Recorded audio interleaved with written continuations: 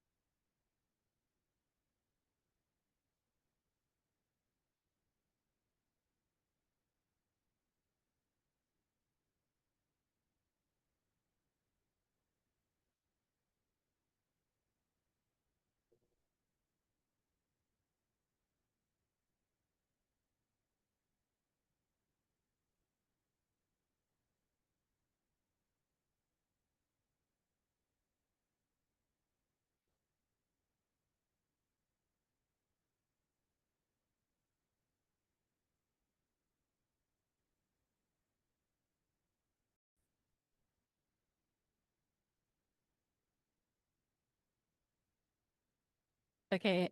Hello, everyone. How are you all doing? We need to log out of the audio, I guess, right? Um,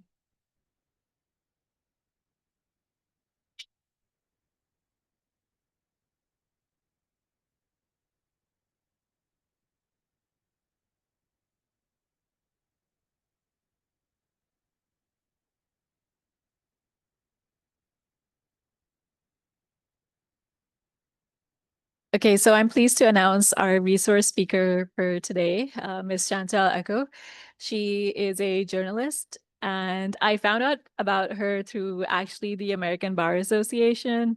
Last year, I was attending a webinar online about climate change, and it just so happens that their main speaker was this fabulous Filipina journalist. And I was blown away by her presentation. And I was like, hey, we finally have somebody we can have in person. And so her presentation back then was in collaboration with the Bar Association's Rule of Law Initiative. And I've just found out that Chantal also works for the German broadcaster DW and has, I knew she had fantastic documentaries, but that's just another cap in her feather amongst the other amazing stuff she's doing. And she's going to talk to you today about the environment, climate change, and business. Um, so we'll just wait for her to set her system up. It's almost there. And I'm really excited to hear what she has to say.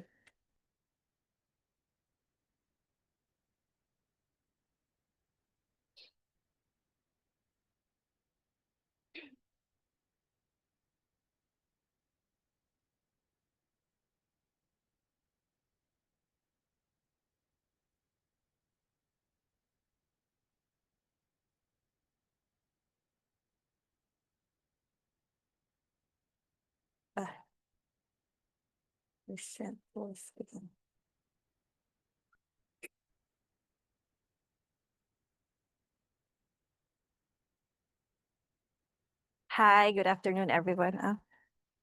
Narinig ba? Yeah, okay. Can you hear me? Yeah, okay. Thank you very much.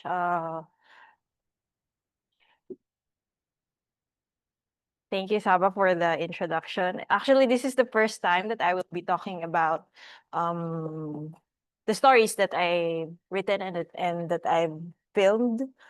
Um, so Saba asked me to talk about the impacts of businesses, infrastructure projects to the environment. So I won't claim to be an expert on these topics, but I think I've had enough experience with the communities and looking at so many data sets and interviewing government officials to talk to you about the impacts of um, well, some projects I will talk about the stories that I've made, that I've written.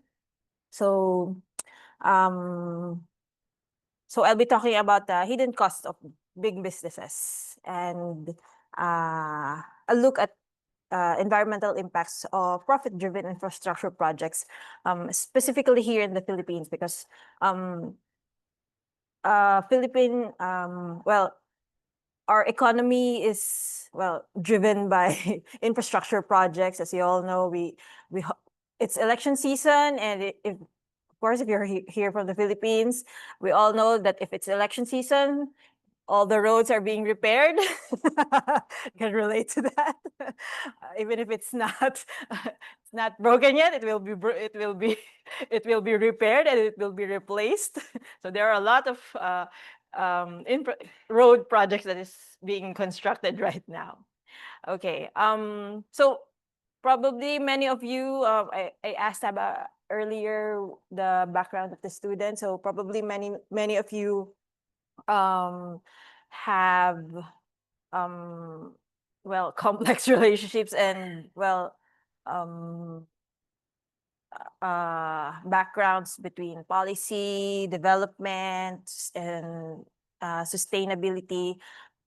But I'll try my best to dig deeper and beyond all the glossy development plans and billion pesos headline projects here in the Philippines, especially when it comes to reclamation projects and renewable energy projects, because these have been the stories that I've been doing for the past few years when I started doing freelance work, and when I started doing data-driven stories and investigative stories. Yeah. So, okay, let's get started. Wait, this is quite difficult because I have to. Okay. So big businesses drive economies. So, it's a fact.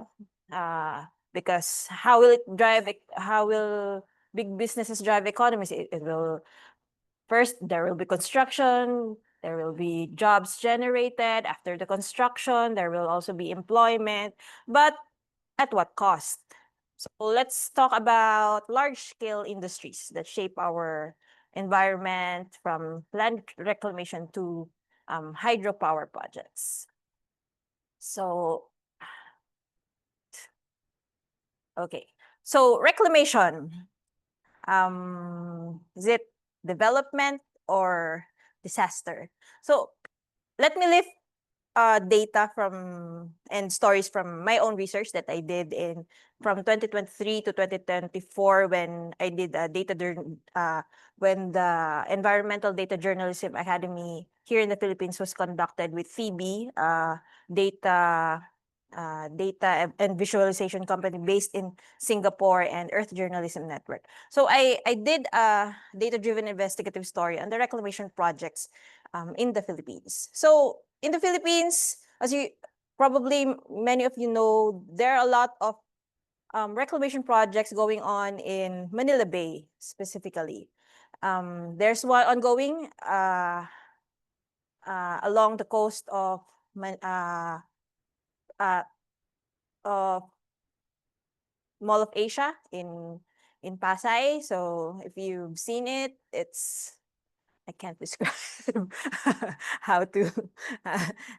There's a lot of sand being dumped there, and in Bulacan, the New Manila International Airport by San Miguel Corporation is already going underway. So in the Philippines, many coastlines are vanishing. And in Manila Bay, around 22 projects have been approved, but only two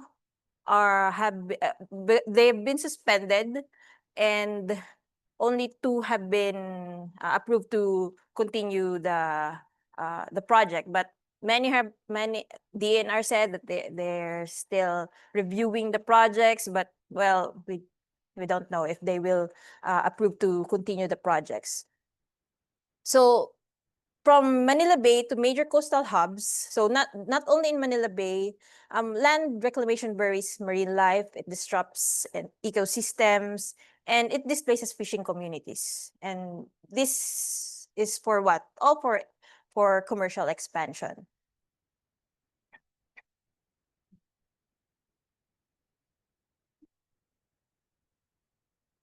But who doesn't want development? Look at that. These are, well, you see, these are the these are the perspectives for some of the reclamation projects. We have fancy skyscrapers, condominiums, malls, world-class airports, manufacturing hubs. So mostly these are the proposed developments that will be built in these reclamation projects.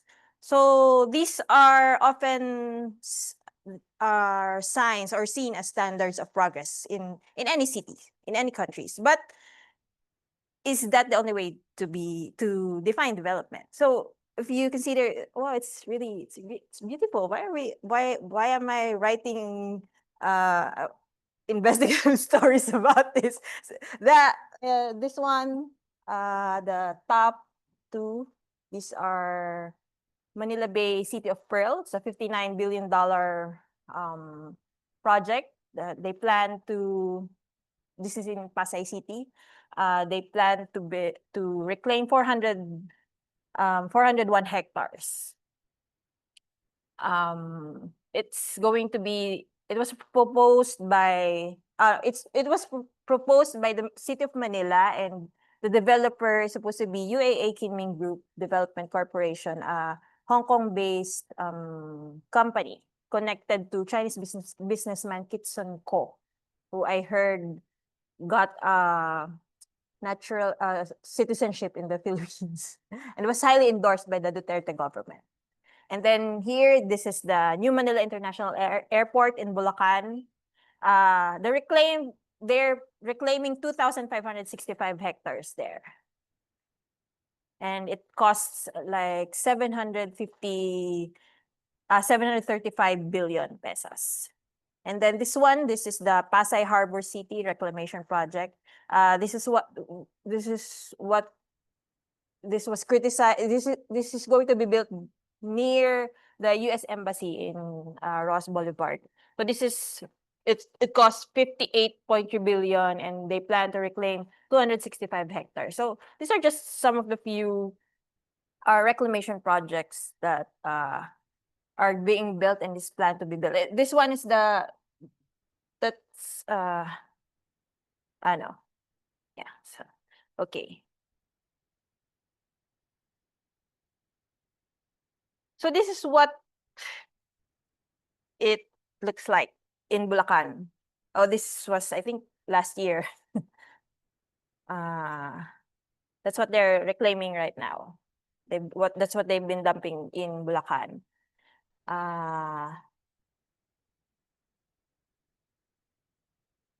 And this is what it looks like.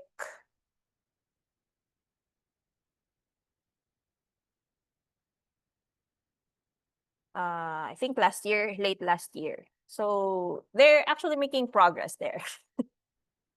And they've got a lot of mangroves already. I'll show you one video later if what it looks like 3 years ago. Okay. So in 2020, last year when I published the data story on reclamation projects in the Philippines, I counted I counted at least 239 proposed and ongoing reclamation projects across the country. And most of these projects are not found in Manila Bay, but in the Visayas. So if you can see the pinkish uh, there, it's mostly the projects are proposed in the Visayas. And in the latest list of PRA, Philippine actually they've only listed from more than 180, they've only listed around 51 projects to date. Because they said that they cleaned their list, but I um I took all those lists from 2022. They released several lists via the FOI portal, the Freedom of Information portal, and I cross-referenced them and I used AI to do that. Used Python machine learning to clean the data, and then I referenced it with the list from the Environmental Management Bureau. When they held the hearing, they submitted the list. There was a Senate hearing on reclamation projects, and they submitted the list, and I cross-referenced it, and they were they were not consistent. So there are some projects that were in the list of EMB and not in PRA, and then there are projects in PRA that were not in the EMB's list. And then there are many more projects, around I think 20 to 50 projects that are not listed in the PRA because they have not yet applied with the PRA, but they have approved the projects on the local government level. Many of these are in Bataan, in the Visayas. So many are in the Visayas and in the Bataan area because they have a lot of reclamation projects there. They have a lot of port projects there that involves reclamation projects. So I heard another so probably this have been added as of 2 days ago, because I heard another project. I read an article in that another project was proposed in Iloilo. So it adds up every time.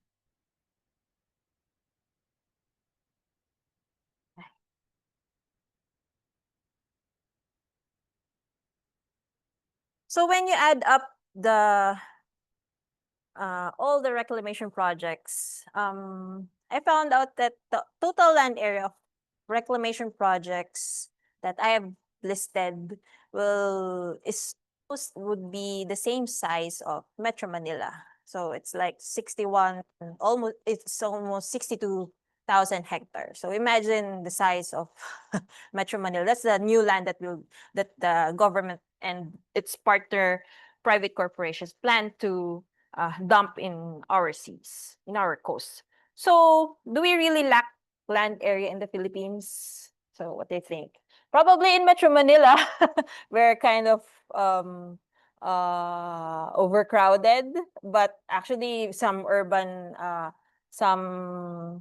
mobility and urban rights advocates beg to differ, because there are a lot of, there's economic disparity, and it shows with the land area where the poorer Filipino lives and, the more economically advantaged live. So, we beg to differ, but are we really needing more land? Just like, for instance, like Singapore. Do we lack land here in the Philippines? So it's a question that we need to reflect on.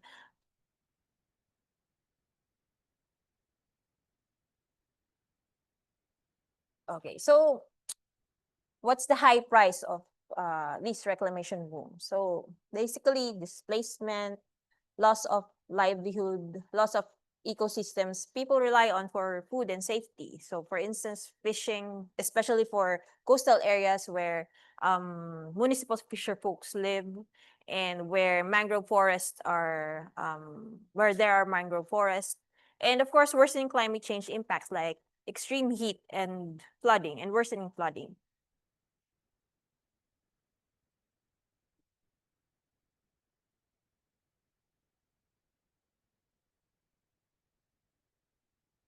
Okay, so uh oh, it's loading. Okay. So let's examine some data and its relation to dumping and filling land in the sea. So these are the charts that I made for the I got this from the Philippine Statistics Agency. So I scoured a lot of data sets in the in their website. It's readily available, but you really have to know what you're looking for and where you're looking for. So the data is from the fisheries production from 2014 to 2030, 2023. So I did a 10-year analysis. So in Negros Occidental, this is they have a lot of proposed reclamation projects there, in specifically in Bacolod City. So at that time in 2022, local politician who owns a company, what's his company? A housing company, a construction company, started dumping and filling in one area of Banago, Barangay Banago in Bacolod City. So the locals, they were able to stop the the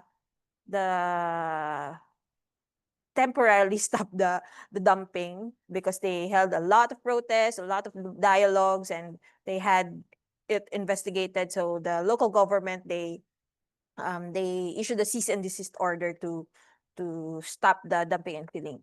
So as you can see in the data, it's in 2022, that's when the reclamation work started.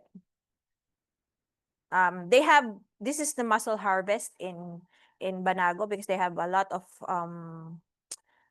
uh tahong mussels there. So I was able to go to one of the mussel farms there. Oops. So in Cavite, specifically in Bacoor, this is also they also have a lot of mussel farms there. So if you fly, if you if you fly and go to some other places, you will see Manila Bay with a lot of floating, it looks like trash, but they have a lot of floating plastic there. Those are muscle ropes made for mussels because they actually, I think years ago before demolished the bamboo poles where they culture the mussels.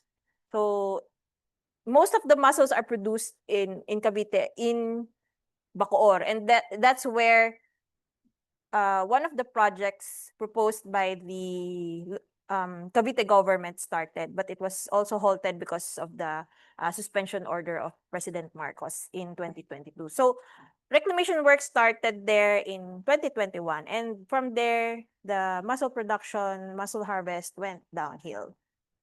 And the it's also near MOA, so where there's an ongoing reclamation project.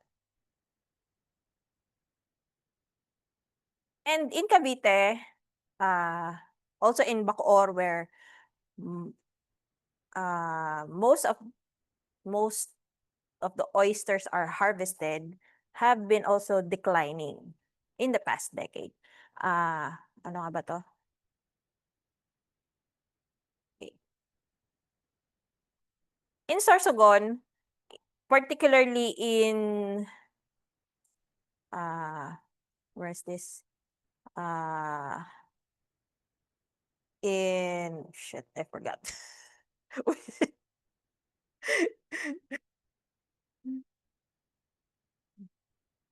Coastal.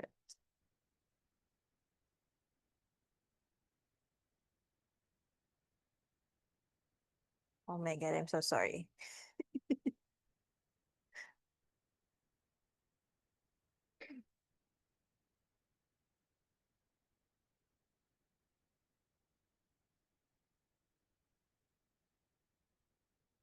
Wait, I forgot what particular town. What? Sorry, I forgot. Uh, uh, Starts with B. Huh? What? Two syllables. Oh my God, I'm so sorry. I forgot. Oh, anyway, one town in Sorsogon starts with letter B. Wait. I will. Is that Bato? Oh my God. Gubat. No, it's not B. It's Gubat. Oh my God. In Gubat, Sorsogon. I'm so sorry. In Gubat, Sorsogon. So they're known for mud crabs. Mud crab, king crabs. So, in 2021, they started to build a coastal road there. It's supposed to connect several towns in Sorsogon. It's basically a reclamation, and they cut a lot of mangroves there, and locals were able to stop the project. I don't know the update right now, but uh, local fisher folks, well, the data also shows that the mud crabs harvests have been declining, and local fisher folks also attested that it has been difficult to harvest and culture mud crabs because of the coastal road construction.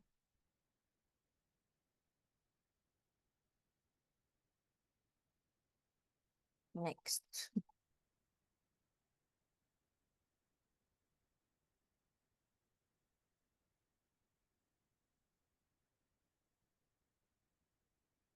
But of course, let me clarify that, well, reclamation projects are not the only and the sole factors of fish harvest decline.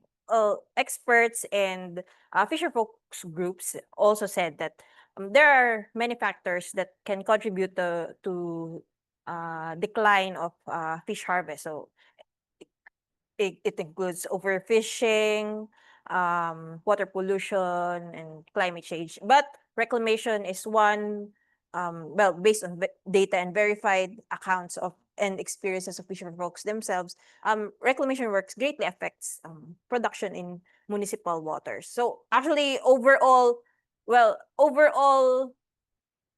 did not put it here, but the overall municipal fishing production has been in decline for the past several years.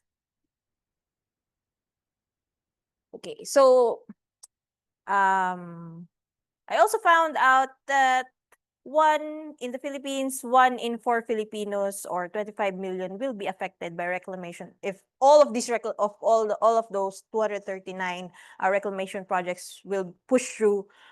Around 25 million Filipinos will be affected by these projects, either by displacement, livelihood loss, worsening floods, and other impacts. So, medyo marami-rami siya, di ba? 1 in 4. So, in Bulacan alone, at least 700 families were displaced for the new Manila International Airport reclamation project, as reported by Global Witness.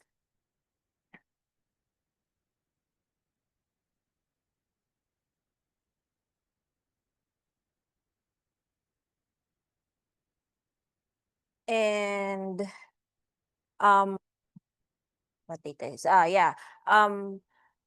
Of the 2 million registered municipal fisher folks in the country in 2023, when I got the data, 14%, or around 326,000 fisher folks, municipal fisher folks, live in reclamation project sites. So what does that mean? So if these reclamation projects will push through, then basically they will be displaced and they will lose their livelihood. So the estimate could be higher because not all fisher folks have been registered with the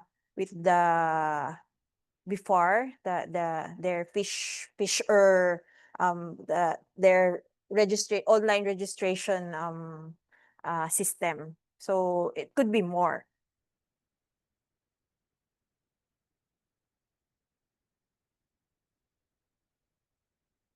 So under the past administrations, from Gloria Macapagal Arroyo, from Noynoy Aquino to Duterte, and even the current administration, environmental impact assessments and community consultations have been rushed or often rushed and minimized or entirely bypassed, and treating them merely as formalities or as requirements, because it's required to conduct community consultations, rather than these consultations as critical safeguards to protect the environment. And this disregard has had serious consequences, not only for reclamation projects, but for many, if not all, not infrastructure projects that involves environmental destruction, basically.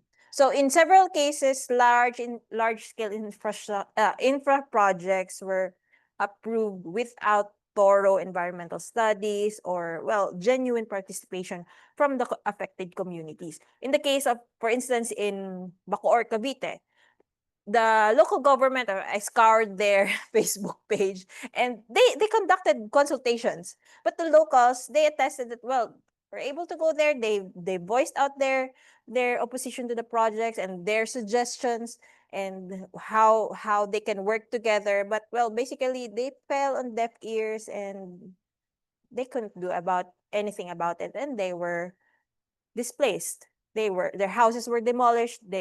Some were given relocation sites in Naik, Cavite. That's like 2 hours commute. And the commute is, the fare is like 100 to 150 pesos from Bacoor to Naik. And they only earn like 300 pesos a day from the fish they caught. So what do?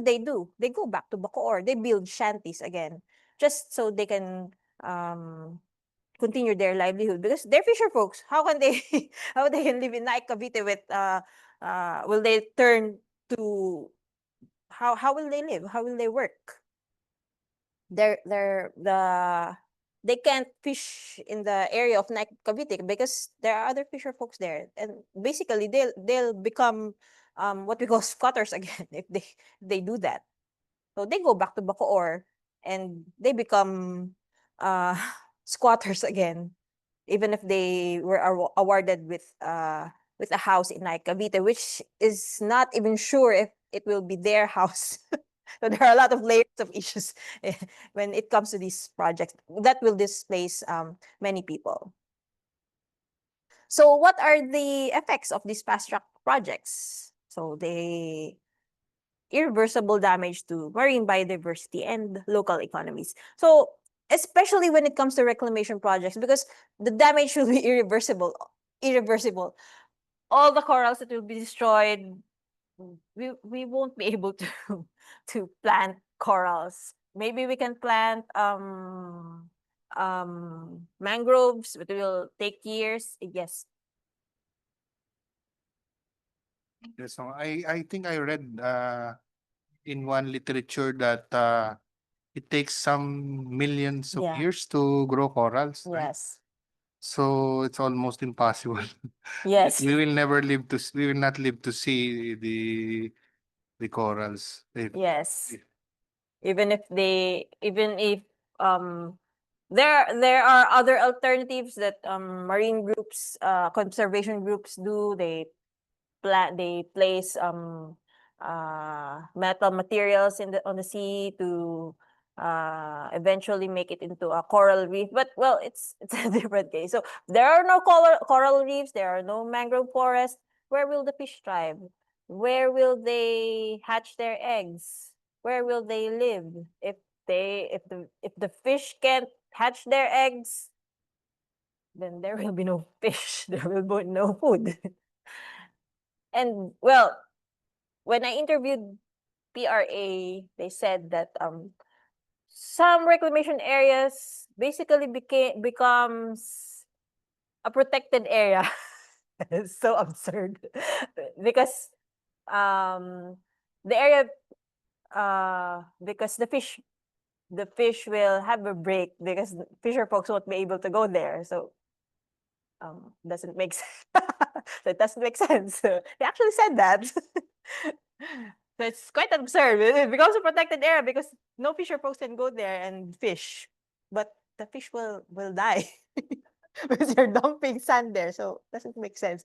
I don't understand them. So if they don't make science-based decisions and policies regarding these kinds of infrastructure projects, so that's what will happen. So recently, the PRA received flack for posting, inviting investors to develop the Las Piñas Parañaque Wetlands Park. In that we call before it was declared as a protected area. We called it Freedom Island. So it's the only mangrove forest left here in Metro Manila. So I'm not sure why it became under the PRA's management. It's supposed to be under DNR. There are a lot of layers of issues there. But it's basically under PRA's management, and they're inviting investors to develop that area. So we don't know what kind of development they want there. So it's a sanctuary for migratory birds from and it's the last mangrove forest left here in Metro Manila. If you haven't been there, there are a lot of birds there, a lot of birds there. And then they posted criticizing environmental activists for criticizing their calls for development in that area. So it's quite absurd. Okay. So this pattern with this pattern of twisted environment and lacking environmental impact assessment system in the Philippines, it reflects a broader systemic problem, actually. So when environmental safeguards are treated as obstacles to profit rather than as an essential check on development, and the long-term costs are paid for by the people and, of course, the planet, especially when the damage are irreversible. So let me show you a short documentary that we produced when I was still I was still working with Alter Media, People's Alternative Media Network. So this was the first documentary I produced. Oops, there's no sound. Wait, I think I need to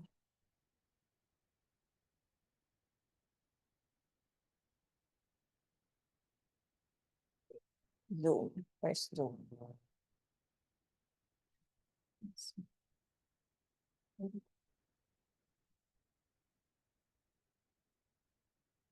Kasi nakakano yung audio ko. Diyan.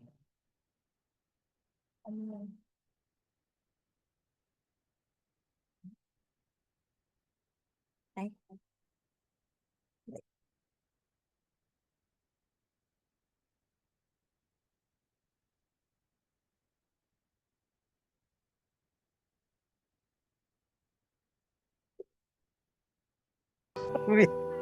Sorry.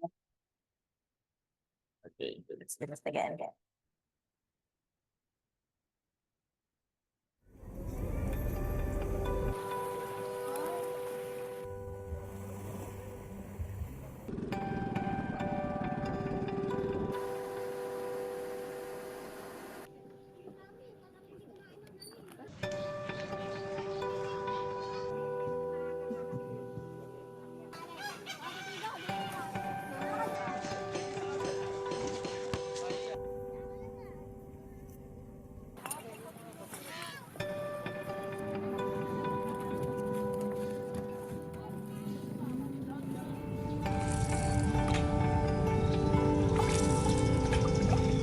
Ako po si Chody Bacon, edad 44. Siya pong mamamante, amayang isda. Dito lang ako pinanganak. Siguro yung magulang ko nasa 60 taon na rito. Ako po si Monica Anastasio. 63 na po ako. Dito na ako nagkaasawa, dito ko na sinilang lahat ng mga anak ko, dito na nagkaanak ang mga anak ko sa ngayon. Ako si Luz Horada, nakatira dito sa Basico ng mga 18 years na. Marami na akong na mapagkakitaan, napasukan, tulad ng pagtitinda ng plastic. Dati nangunguha din ako ng tahong. Tapos yung naranasan ko din yung mga lakal, gano'n. Tapos magkarinderya, tapos yun, mga tulong. Tapos ngayon, ang pinakahuli ko ngayon na trabaho ay nagbabalat ako ng bawang.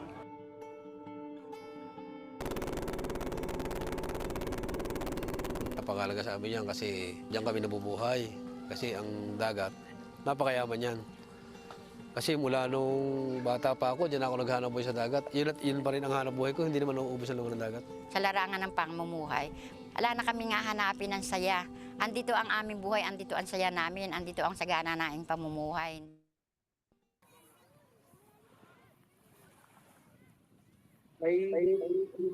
May humigit kumulang 28,000 na ektarya ang sinasaklaw sa buong Manila Bay ng mga reclamation projects na ito. At dun sa lupa na yun, i-develop yung iba't ibang economic projects. Kalakhan, infrastruktura, mga entertainment na complex, residential areas at iba pa. No? So 28,000 hectares to ng mga bakhawan, ng mga mangroves, ng mga seagrass, ng mga coral reefs.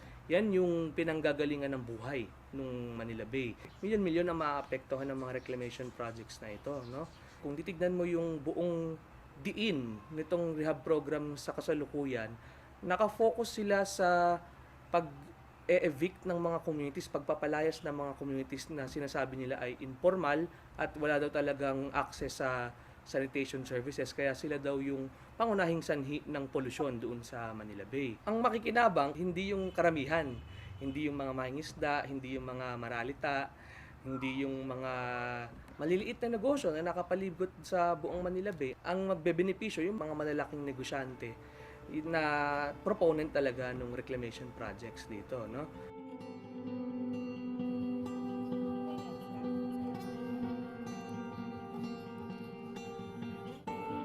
Ang sasalon ng pinakamalaking negatibong epekto nito ay yung mga mahihirap kasi sila yung pinaka mababa ang kapasidad na mag-adapt dun sa mga pagbabago, di ba? Kasi kung tambakan mo ng lupa yung karagatan, mawawalan ka ng pangisdaan, di ba? Masisira yung mga environment mo, yung mga mangroves, mga wetlands na pangitlugan ng mga isda. Kung tatabunan nila yung dagat, marami kaming magpupursisyo, maraming mangingisda. Kasi nga, maraming umaasa sa dagat eh. Paano na lang kung tatabunan yan, maraming magugutom. Kung talagang matutuloy ito, dadaling kami sa isang lugar na wala kaming paghahanap buhayan. Paano na yung mga batang nagsisipag-aral? Paano mapag-aaral ng mga magulang nila? Samantala ang mga magulang nila dito lang kumukuha sa karagatan na ito ng kabuhayan.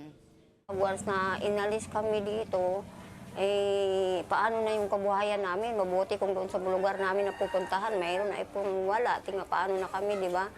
Ano naman ang maisip namin na hanap buhay, hahanap at babalik pa rin dito sa lugar na to.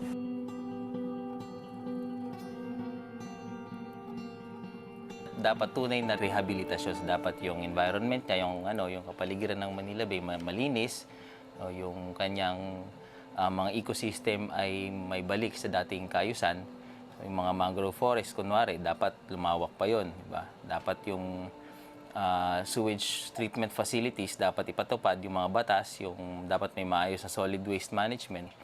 Kailangan mong umpisahan sa mga ilog, sa mga creeks, sa mga streams na nagdi-drain out papunta sa Manila Bay. Sa paraan ng pagtutulak nila ng proyekto, hindi nila pinapakinggan yung siyensya, hindi nila pinapakinggan yung karaingan ng mga komunidad, hindi nila pinapakinggan yung mga iba't ibang mga mamamayan na tumututol para sa iba't ibang dahilan doon sa kanilang proyekto. Kaya talagang disaster waiting to happen itong reclamation. Pinaglalaban namin yung aming karapatan bilang mamamayan na namumuhay na tahimik dito sa lugar na ito. Walang imposible sa tao pagka nagkaisa. Pagka nagbitis-bitis ka ako tayong marami, huwag mong sabihin na pader yan. Kasi ang pader ka ako, ang nagtatayo niyan tao. Pero ang tao rin ang sisira niyan.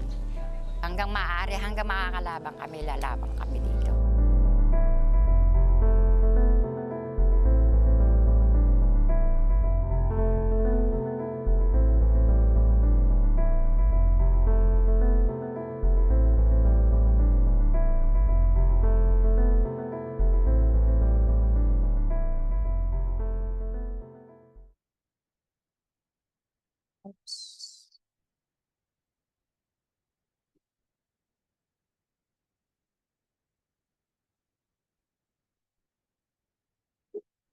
Okay.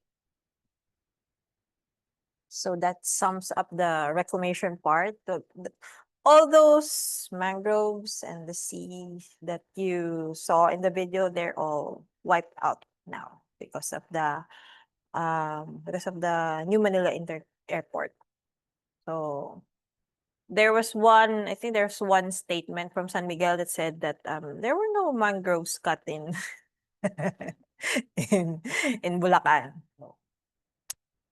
And all of those that we were able to interview, they have been displaced, and many have not received a just compensation. Some received compensation and housing have been offered to them, but well, it's not just if you quantify how they will live, how they will do their livelihood, and how they will pay for the house. So okay. So any questions? You have any reflections, questions? Yes, please. Hi, ma'am. Good afternoon. I just want to ask if you guys have a research or any idea about the mangroves impact on. Have you heard of Sisilex Bridge bridge that connects Cordova and Cebu? Yes, yes. Is that area part of your study? No, but one last no, just this year another story was published with one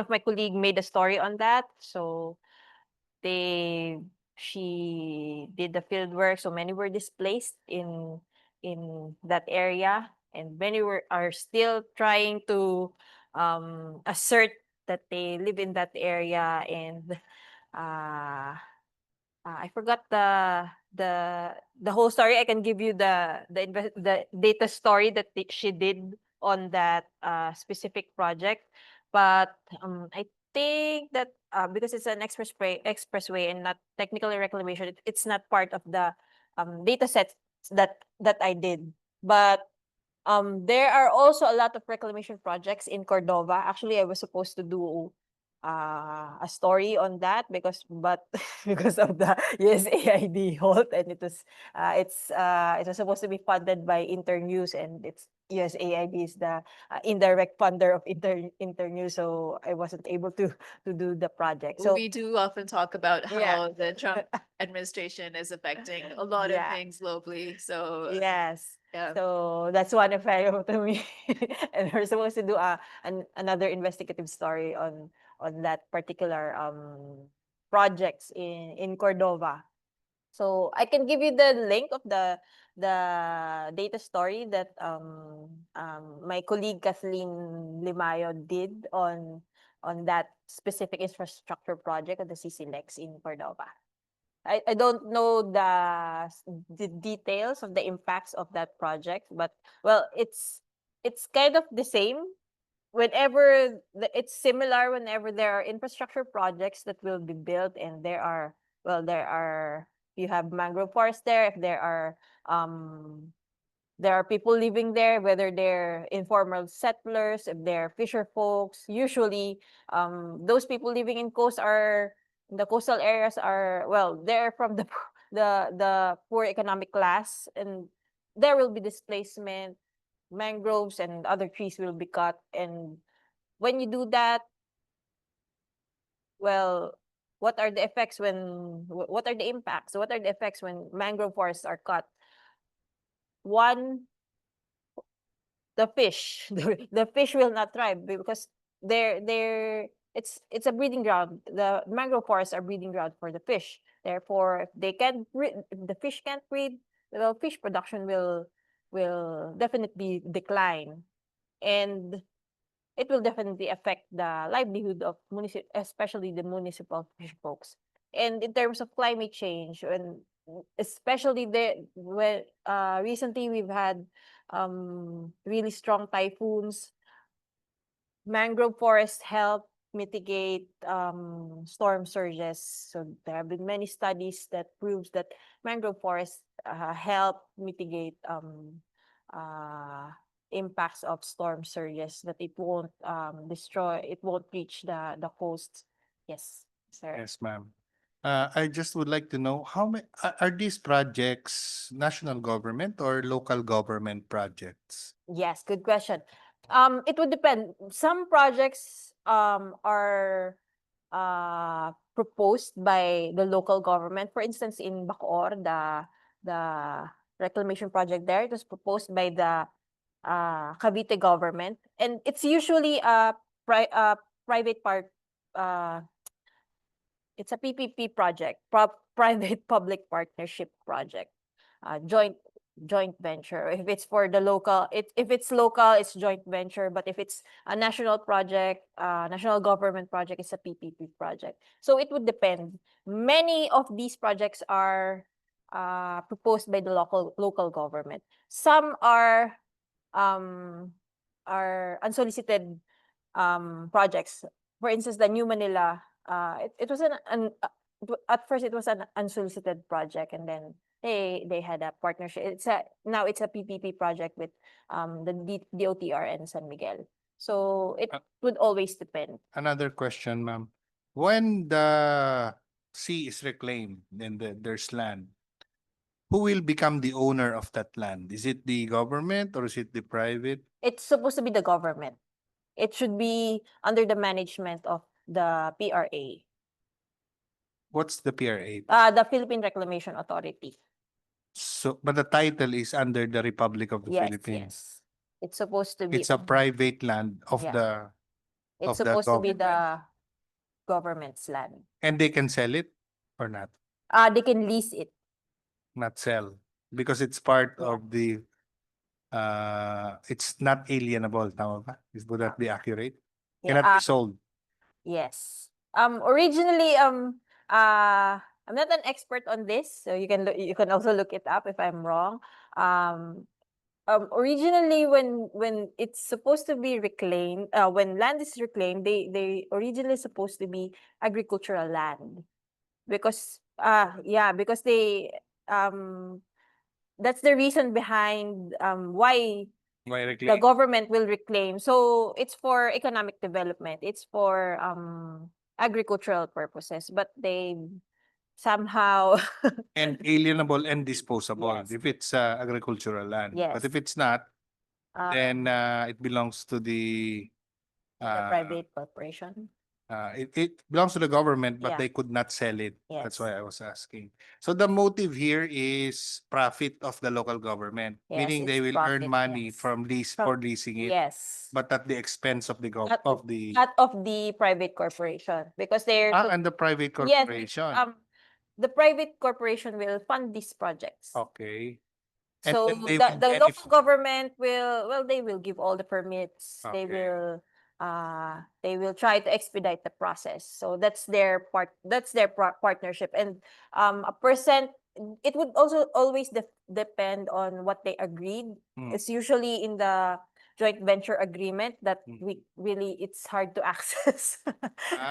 It's not they have profit sharing there. So the private corporation, they will fund all of the construction. So the private corporation will invest in these projects as long as the local government will promise that they will provide all the exemptions, expedite the process and everything, and help in, well, if there are dislocation, they will do all of the processes. So the people living there will be relocated. When Yes. you said government permits, did you include their impact assessments? Yes, it's included there. All reclamation based on the executive order that Duterte released in 2019, all reclamation projects are required to have an environmental impact assessment. So because not all infrastructure projects are required. I'm not privy of the details of what exact projects, but not all infrastructure projects are required to go through an environmental impact assessment. But all reclamation projects are required to go through that process, and all environmentally critical ECP environmentally critical projects identified by the DENR are required to go through the EIA process. So, for instance, hydropower projects. Yes, and Ma'am, the- are these projects not covered by a writ of kalikasan? no, you have to file a petition. So, last year, I think, before the year ended, groups filed a writ of kalikasan for these reclamation projects, particularly in Manila Bay, unfortunately. Not all projects, but projects in Manila Bay. So it takes a lot of research and a lot of guts from and unity from the civil society organizations to file these kinds of cases. I think the latest development is that the Supreme Court included the PRA as respondent for the writ of kalikasan. So I'm not sure of the updates, but I think that's the recent development. But it's kind of slow. So okay. Thank you. Yes. I'm just curious if the reclamation projects in partnership with the government and private corporations have a clause on their contracts, like a compensatory clause na for 1 hectare of sea being reclaimed, they will plant 1 hectare of mangroves like that, so that there would be like an offsetting principle. Usually it's in the environmental impact assessment statement they have. It's in the part of the mitigation. So there's a part there that the company, if there are mangroves that will be cut, so they will promise to replace those. So it's actually part of the mitigation in the EIA system. But well, Yeah, that's but my for the contracts, I'm not sure because it's really hard to get copies of the usually the joint venture agreement. They don't give it out that easily because it's proprietary, it's confidential. So because I'm curious enough if there were audit activities done to verify whether they have yeah. complied with Yeah, that's a good question because that's also our question. Usually with the EIA, they build what they call MMT, multi something. It's a task force. It's a multi-sectoral task force. They build it from they have some, for instance, for reclamation projects. So there's someone from the NR, there's someone from the local government, there's someone from the private corporation, there's someone from PRA, and there's supposed to be someone from the civil society. So actually for this project, I asked for an MMT report. They didn't give me one, just to look at the compliance, because they're supposed to that's what the task force job, to check if the corporation is complying with their promises in the EIA, the mitigation. Because that's why DNR, the reason why DNR approves these projects, because of the mitigation stated in their EIA. if the corporation stated that they will mitigate this one, if they listed down that how will you prevent floods, they listed this down, and then how will you replace the mangroves that was cut, they will list it down, how will you compensate the people that will be displaced, they will list it down. But it's a different case for the in reality it's different. It's the MMT's job, supposedly it's their job to monitor this compliance, and well, nobody knows unless some reporter has contacts inside the ANR and the private corporation. That's the only way that we can know how the private corporation complies with this mitigation measures, because actually that was one of the documents that I was trying to get, but PRA said yes, we can give it to you, but you have to ask permission from this corporation. So yeah. Yes. Hi. I want to ask, among those projects, does any of them have successfully achieved any international bank loan or local bank loan? Yeah, because normally I think the banks, they will request a strict standard for the environment impact study for that. Yeah.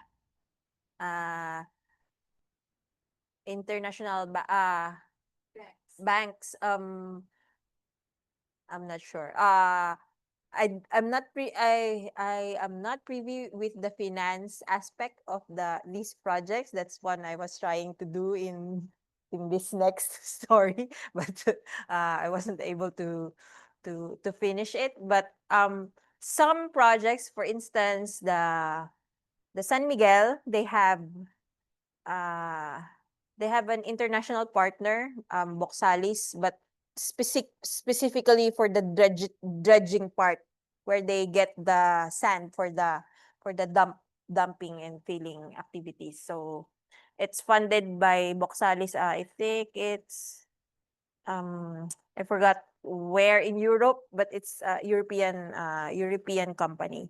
So some are funded by loans, but I'm not privy. I'm so sorry, I can't answer specifically, because some are funded by loans, but I wasn't able to, because it's such a big project, the story. I wasn't able to get all of the data on who are funding these specific projects, just how much the companies are investing. So, for instance, for this particular project that I will discuss later, they were supposed to secure a loan from China, from Bank of China. So, but I will tell you the details later. But usually some companies have loans from international bank. It's usually loans, not I also asked about sovereign guarantee with the PRA, but and the Department of Energy, but they're not talking. Okay. I think there was a question. Okay, Derek. Hello, ma'am. Just curious, this kind of the PPP projects, as far as we know in the common practice, which should be obtained through the bidding process, right? Yeah. So I think in the RFPs, those kind of the conditions, joint ventures, the models should be indicated. So I don't know, how about those projects? Well, I can't say that. Well, because some are unsolicited projects, and some, I'm not sure if all went through bidding process, because usually these joint venture I know some, like in the Visayas, in Negros, although it's not yet listed with the PRA, but the local government, when they proposed the project, the local sanggunian Panglalawigan or Panlunsod or Pangbayan approve the project, they will open it up for bidding. Well, the bidding process in the Philippines is, well, it's quite, well, it's rigged. So I can't say, I have no specific experience and specific research on this. But for this, for instance, for the renewable energy projects, they it's a bidding process. They have a bidding process there, and You it's know, called if it's any it's called consolation, yeah. that seems to be quite common, at least in Asia. Like even when, so I taught in Uzbekistan for 2 years, and they told me like I learned very basic Uzbek, but there was this one concept that they told me, and it's like tanish bilish, which means I scratch my back and you uh I scratch your back and you scratch mine, and that was like the one takeaway I had. But you know, it also depends. I mean, the thing is, like, they have a low population, so they would say, you know, things happen under the table, but the table is transparent because everybody knows everybody. Yeah. But I mean, I can't see that table being that transparent in places that are highly populated, and you know, it's hard to pin down exactly who's doing what. And the bidding process in the Philippines is quite systemic because I have a contractor friend. I have a contractor friend, so there I got some inside stories. And well, many bid for a project, but those companies, they talk to each other who they will let who will win. So yeah, okay, maybe last one for this part. Yes, for Okay. this part, considering the bidding and the public-private partnership Yeah. for these, who are really the proponents of this one? Because the Pearl City is supposed to be a smart city, Yeah. the first one in the Philippines. And looking at the vision, it's really Yeah. ambitious. Yeah. Considering the internet being provided here in the Philippines, it's a bold goal. Yeah. But who really initiated it? Was it us, the government, or is it a private institution? I For could this understand the yeah, airport yeah, because we really have to yeah, declog and improve the air traffic yeah. in our airport. But the one in Manila Bay, who is really the proponent? The City of Pearl, there was a proposal from the local government. Yeah, it's also from so when they applied for the EIA, it was from the local government. But there's always a but. I'm not privy to the to what happened behind the curtains with this specific project. I think I really need to.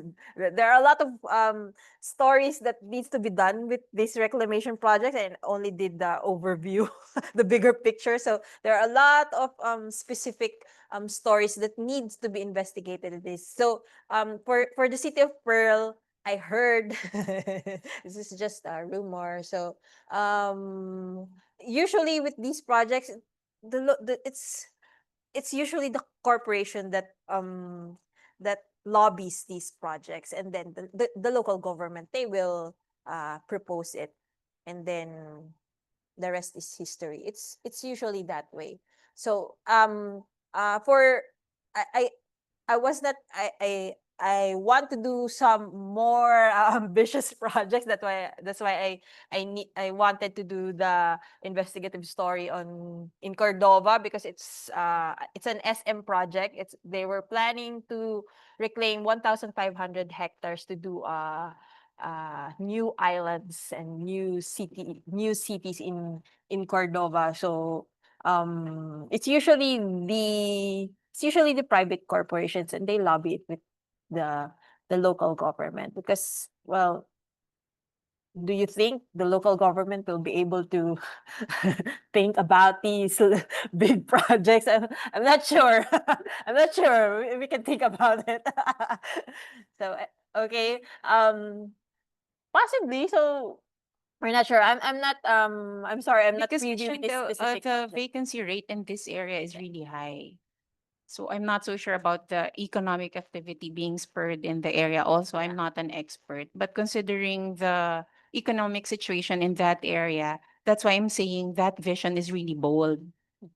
So from a capitalist perspective, that's a very ambitious goal. Yeah. So it could also, yeah, zip. Okay. Okay, maybe that I can continue with the second part. Okay. So I did another investigative story on specifically on the hydropower projects of a specific company. In They plan to build 8 hydropower projects, basically dams in the province of Apayao. So I titled this The Energy Paradox and the Hydropower's Hidden Toll, where indigenous communities in Apayao province and beyond face threats to their land, culture, and survival. So this one, I could talk about this one because I did an investigative story on this. I did a 3-part investigative story and I was supposed to do another part, but to investigate the financial aspect of this project, but unfortunately, Trump happened.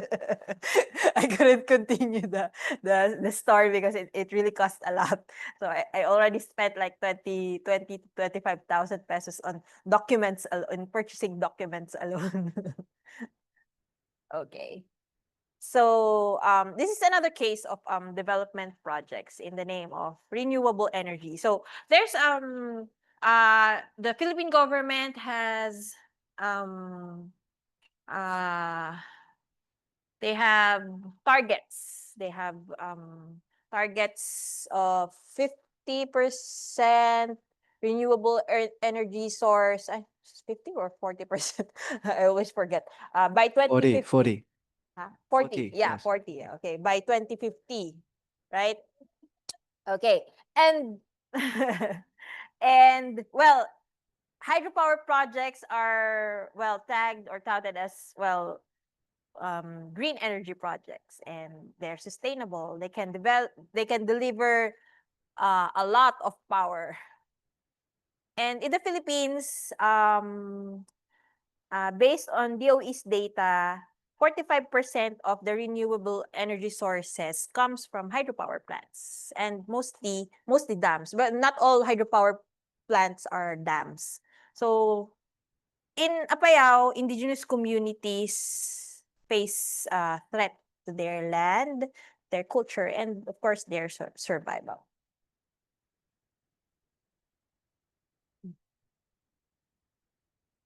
So this is the map that I did. I mapped all of the hydropower projects in particular as of 2024 last year. So I published the story last year, the 3-part story last year.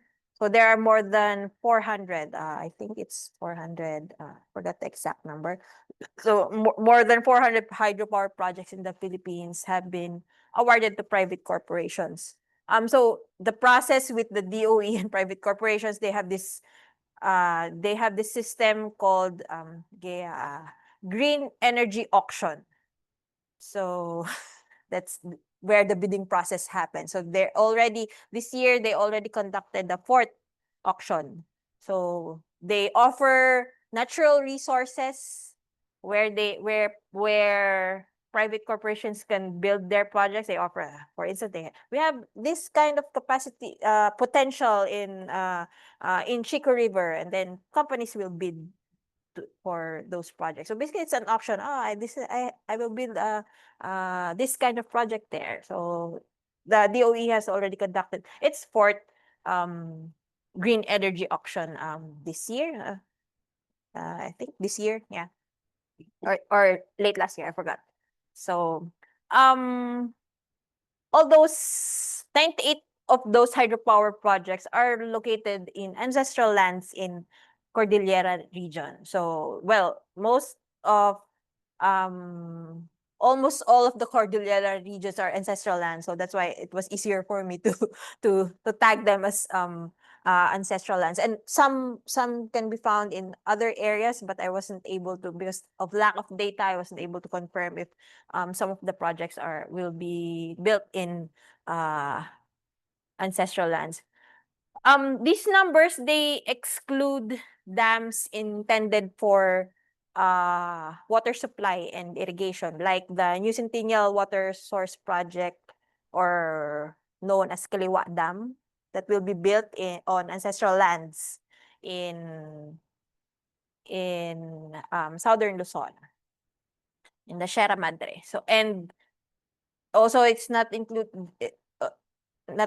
in these numbers are is Halaur River Multi-Purpose Project in Panay, where it will be built.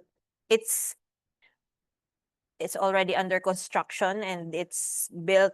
They're building it on indigenous Tumandok lands in Panay region. And if you have not heard, few years ago, many Tumandok were killed in that area that have been protesting this project. So I was able to go there like in 2016, when the project was still under proposal. So I was able to see the area where the locals at Tumandok Point showed us where they plan to build the dam site. And unfortunately, the people who let us into their homes, one of them were killed. So they were staunch advocates. They were opposing the Halaor Dam. So dams, they do more than generate power. They submerge forests, they alter river systems, and they endanger species that have thrived for centuries in many forest areas. And well, can we really call this renewable energy if it will drown many meters of mountains? So they will displace people and livelihood, they will disrupt cultural practices, they will submerge forests, and they will cause extreme flooding, especially during rainy season. And so that's what dams do. And well, not only the Philippines, it has been many experience in many other countries have experienced these impacts of when dams are built in their lands. I can speak to the experience in Pakistan. So primarily because of British colonialism and the same practices continuing, we have the largest network of canals in the world in my province, Punjab. And we also have some of the largest dams in the world. China appended us afterwards in those claims. China has some of the biggest dams now. But back then, Turbela Dam was in the 1960s, one of the probably the biggest dam in the world. And then we have Margala Dam, which is the second largest. And so what it has done is, other than just changing the types of fish you have in the river, even downstream, the water doesn't reach, the Indus River's water doesn't reach the sea now. And so we also have mangrove forests that are now completely barren because there is no water. And then what that means is that the local communities near the sea, the Arabian Sea, are getting impacted because the salt water from the sea tends to come in to the land and makes the land barren. And so, this is what hydropower does in the long term. Yeah. It might give us it might generate power that can supply, well, cities. But in the experience of many communities, especially in Cordillera, well, electricity rate doesn't go down in those areas. So, well, anyway, so in Apayao province, based on my investigation, there 8 dams will be constructed by just one company called Pan Pacific Renewable Energy Corporation, owned by some Ali Lourdeson, who is a resort owner and has no background at all with energy projects. So they've been awarded 8 projects, and I've been receiving Google alerts that they were awarded another project. I think geothermal project. This is only in Apayao province. So they have a lot, big river there and many tributary rivers there, the Apayao Abulug River. So based on the EIA of two projects, because wasn't able to get the other documents of the other proposed projects, the Gened 1 that will be built in Kabugao, it's a 60-meter dam. For comparison, I did this infographics just to visualize how high these dams will be built. So yeah. I've never been to Global VIP in the pagoda in India, but it's the nearest comparison that I was able to get. Yes. Okay. Yeah. Yes. Are these the 8 dams that you mentioned, are they already underway? Um, they've been awarded, Gened 1 and Gened 2, they've been awarded with, Gened 1 already has, ECC, and Gened 1 and Gened 2, they already have, certification precondition. They've already gone through the FPIC process that have been, the locals have been questioning. And Gened 2, they've already conducted their consultation for the EIA. So they're still waiting. I think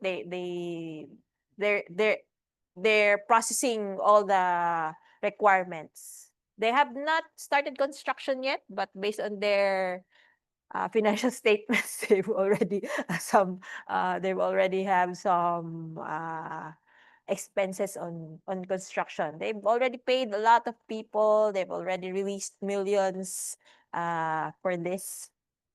The other projects, one project, the NCIP in Cordillera in CAR confirmed that they've already started the FPIC process in one of the communities that will be affected.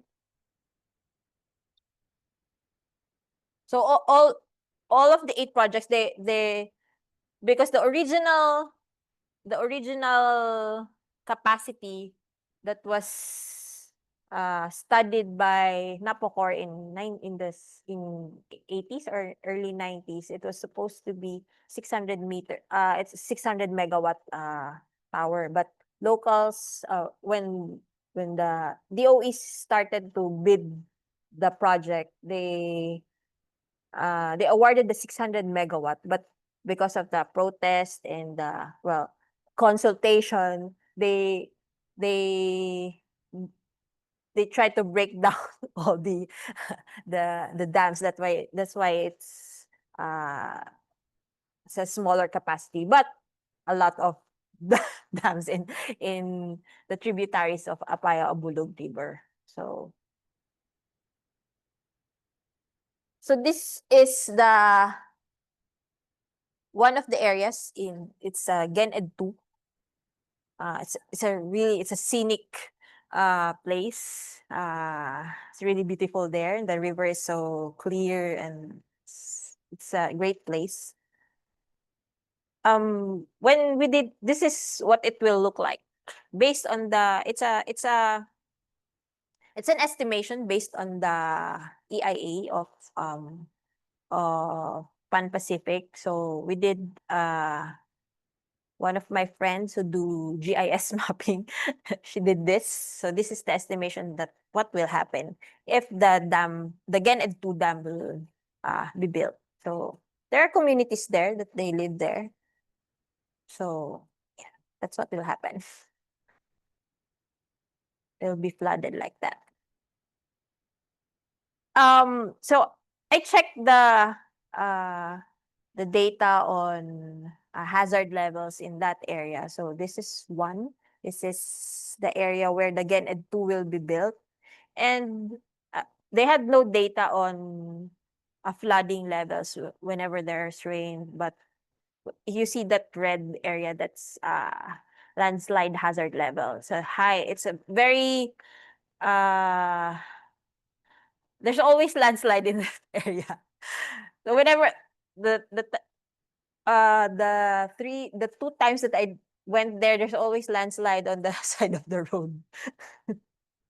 So it's a landslide prone area, and it's near say it's like 5 to 10 kilometers near fault area. So locals said that when the 600 megawatts dam was proposed there by Napocor, it didn't went through because in the 90s because of the earthquake hazard. Because it will be dangerous to build a dam there because there's always earthquake and there's always landslide. And well, experts said that even if there's no earthquake, but because there's landslide, a high level hazard level of landslide there, it will be still dangerous for if you build a dam there. Even if they mitigate with the actually they mentioned it in their EIA that they can build a stronger dam because it's earthquake prone in that area because we have better technology now. But environmental engineers said that even if the dam will not break, the what they call this, the rocks, the sediments from the mountains will also affect the waters in the dam if there will be landslide. So what they call this, magkakaroon ng parang ano, parang wave ganun. So there's rain, there are a lot of rain, there will be landslide, and there will be still overflow the dam. And even if the dam is strong, if the concrete dam is strong, it will still break because of landslides. Yes, and too much pressure. So anyway, I calculated how many will be affected. Actually, almost all of the barangays will be affected in Cabugao. It's a small town. It's a very small town. It's a very sleepy town. They don't even have a public market there. Yeah, they only have stores that sells vegetables and chickens, but they don't have a public market in Cabugao. It's a very small town, but almost half of their population will be affected by Gen Ed 1 and Gen 2 alone. I haven't counted the other dams yet because I don't have data. So 47% of the residents will either be displaced, lose their livelihood, or will experience worsening flood because of the dams. So in Cabugao, there have been greenwashing and consent manipulation. Because Cabugao is considered as 90% of their no 90 more than 90% of their population are indigenous people. So specifically for these renewable energy projects, many companies secure approval for their projects through flawed FPIC process, the pre, prior, and informed consent processes. Of course, in the Philippines and other countries as well, it is the companies, even the government, are required to go through the FPIC process. If infrastructure projects or other kinds of projects will be built on ancestral land, so they need to get the consent of the indigenous people, indigenous community living there. So specifically for this project, there have been a lot of coercion and misinformation and manipulation in terms of getting the consent of the indigenous peoples. So they held a lot of consultations, gatherings, but there was a lot of issues, and even documents. I was able to obtain a copy of the documents, and it was clear many of the signatures were clearly forged. Yeah, yes. Isn't it that there's an authority that governs the affairs of indigenous peoples? Yes, supposedly. And the NCIP is supposed NCIP. to, the National Commission on Indigenous Peoples is supposed to facilitate the FPIC process between the corporation and the community. But of course, there's politics. There's a lot of factors involved. There's politics, there's money, there has been a divide in the community because of course, there are indigenous peoples there that are well off, and there are also politicians, and so but of course the politicians, they approve of the project, they push the project, and there has been a divide in the communities of indigenous peoples. And it's not new, actually. It's been going on in several communities of indigenous peoples, that whenever there are so-called development projects that goes into indigenous communities and into ancestral lands, they always create divide within the community because of money, because of compensation, because of development, etc. So particularly in this case, um uh the locals, they were able to document, and the law offices that help them, and advocates that help them document the cases of they call this manipulation, and they call this sa firma, forgery. They were able to file cases and everything, but all cases were junked. And the latest case with the ombudsman, the ombudsman dismissed the case they filed. So I'm not sure if the update, if they will file motions for reconsideration. But actually, they were able to document it. Even I myself, I'm not an expert. I was able to get the copies of the documents that were used as supposedly the consent from the community, and many pages were signed with the same penmanship, same handwriting. You don't need to be an expert to know that they were signed by one person. So, but unfortunately, the NCIP, the Commission and Bank, junked the case. The Ombudsman junked the case for lack of evidence and other technicalities.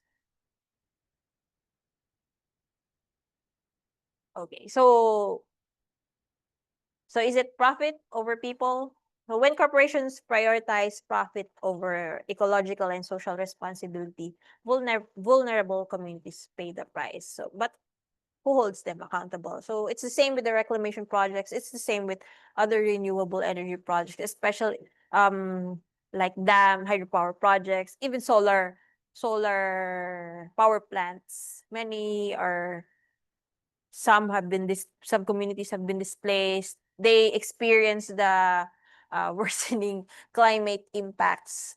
So it's supposed to be green energy.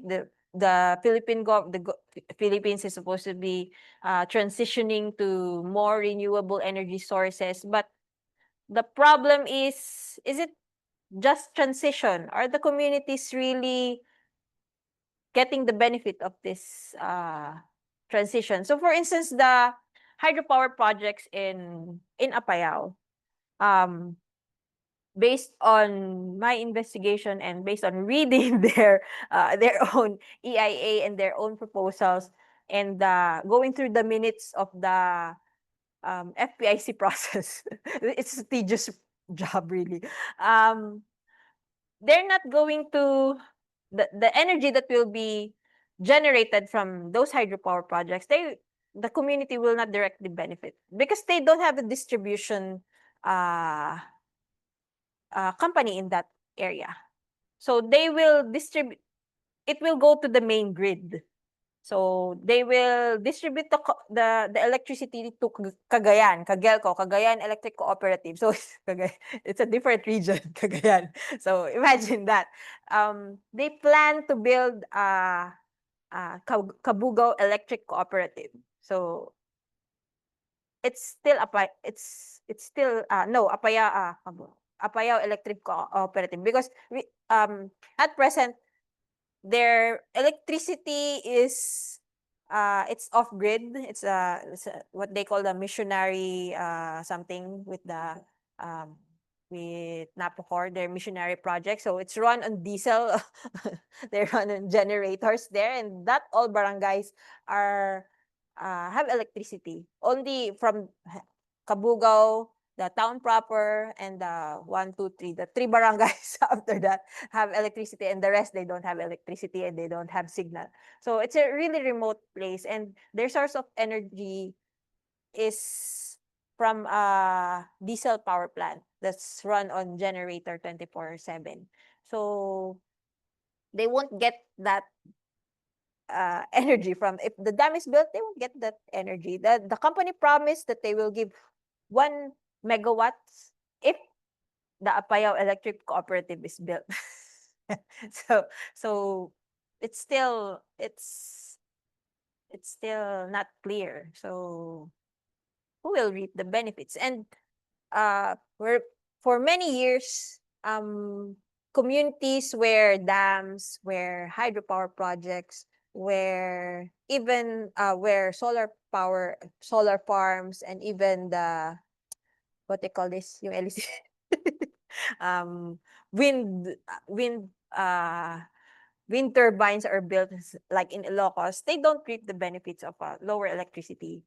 I'm planning to do a story in Ilocos where solar farm expansion is going to be built, and I asked the locals, in Ilocos, how much is the energy cost?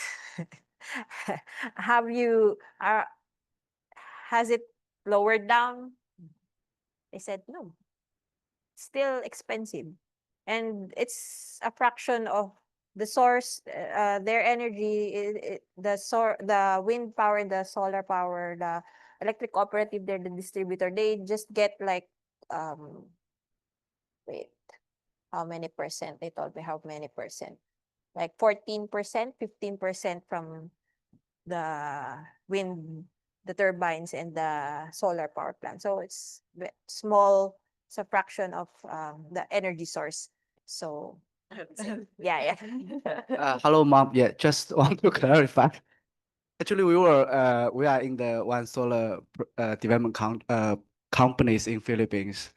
As you mentioned that we will participate the GAP, the green auctions, right? Actually, the price that we obtain is really low. For example, like 4 pesos per kilowatt hour. But at the finals, our consumers, like also we rent the apartment, our consumers, we pay the bill from the Miracle is 14 pesos. This is not our fault. We already make the price as low as possible, I think. Yes. It's a systemic problem. It's just not one corporation's problem. And it's that's not just the corporation. It's just not the power generator's fault. It's a systemic problem. Yeah, I just want to add, it's not just like something that is native to the Philippines. Yeah. It's also something that's native to Pakistan, for example. So we have the Balochistan province, and if you search for that, like you'll see there's actually like there's actually a terrorist group that wants a separation. And I mean, we have a war going on with India, and so there's like local conspiracy theories that, you know, it could be India behind it. But one of the points of frustration for Balochi people is that the province is incredibly resource rich and it has a lot of mining potential. But and you know, so Pakistan also had at some point one of the world's largest gas reserves, which have almost been depleted now, but the Balochi people never reaped the benefits of that. And so I mean, yeah, it's not just the Philippines. Like I mean, from a company, you know, from a gas company, like, because that was a government project, their point of view would be it's really not that populated, which is also true. And so people in Balochistan live, you know, it's other than Quetta and a couple of other cities, you don't really have major urban centers. And so it doesn't make economic sense for them to be supplying gas, right? So, I mean, it really is a balancing act there. Yeah, so that's why I go to the next slide about rethinking development. Don't we want renewable energy? Of course we want renewable energy. Of course we want renewable energy from hydropower projects, but does it have to be 250 megawatts, 100-meter dam? In the experience of indigenous communities uh, in Abra and other communities. So there's this one organization that builds micro hydropower projects run by local communities. I forgot to include it in my slides, but they've been running their own micro hydropower projects for like 20 years now, and they have their own source of power. It might be small, but it powers the whole community 24/7. And some communities have they have enough power that they can run their own rice mill, their own equipment to build furnitures, and if they have excess energy, they can give it to the other sitios. Uh, it's very micro, but you know they were able to manage it, and they pay very minimal fee, and the community, they run it themselves, and they, with the right technology, they're running renewable energy sustainably. So imagine the organization that has been building these kinds of projects, like they said they can build this kind of micro hydro power plants in the communities for only 1 to 2 million pesos. So they can power one sitio, 1 to 2 sitio for 2 million, 1 million to 2 million pesos. And it's quite sustainable, and they're building their own technology. They're building it here. They're not buying the technology outside, and they're developing it here. So it's, this kind of efforts, if it's done large scale and supported by the government, it can really sustain. It can be sustainable, and we can run on renewable energy projects and on renewable energy sources without building destructive projects. So it's really about not doing projects, especially projects that will benefit people, uh, like energy. It's really thinking about how the people will benefit and how we will sustain this, and not only for profit. If companies can profit from this, then why not? But let's make it sustainable. Because, well, true progress means investing in solutions that don't sacrifice people and the planet for profit. So, of course, we want our companies to profit. Why are we building companies if we won't profit, right? But it should be not at the cost of the people. We're not running charity. We're not all running charities, right? So that's it. Yes. So, sorry, I just went out, so I'm not sure if I get it right.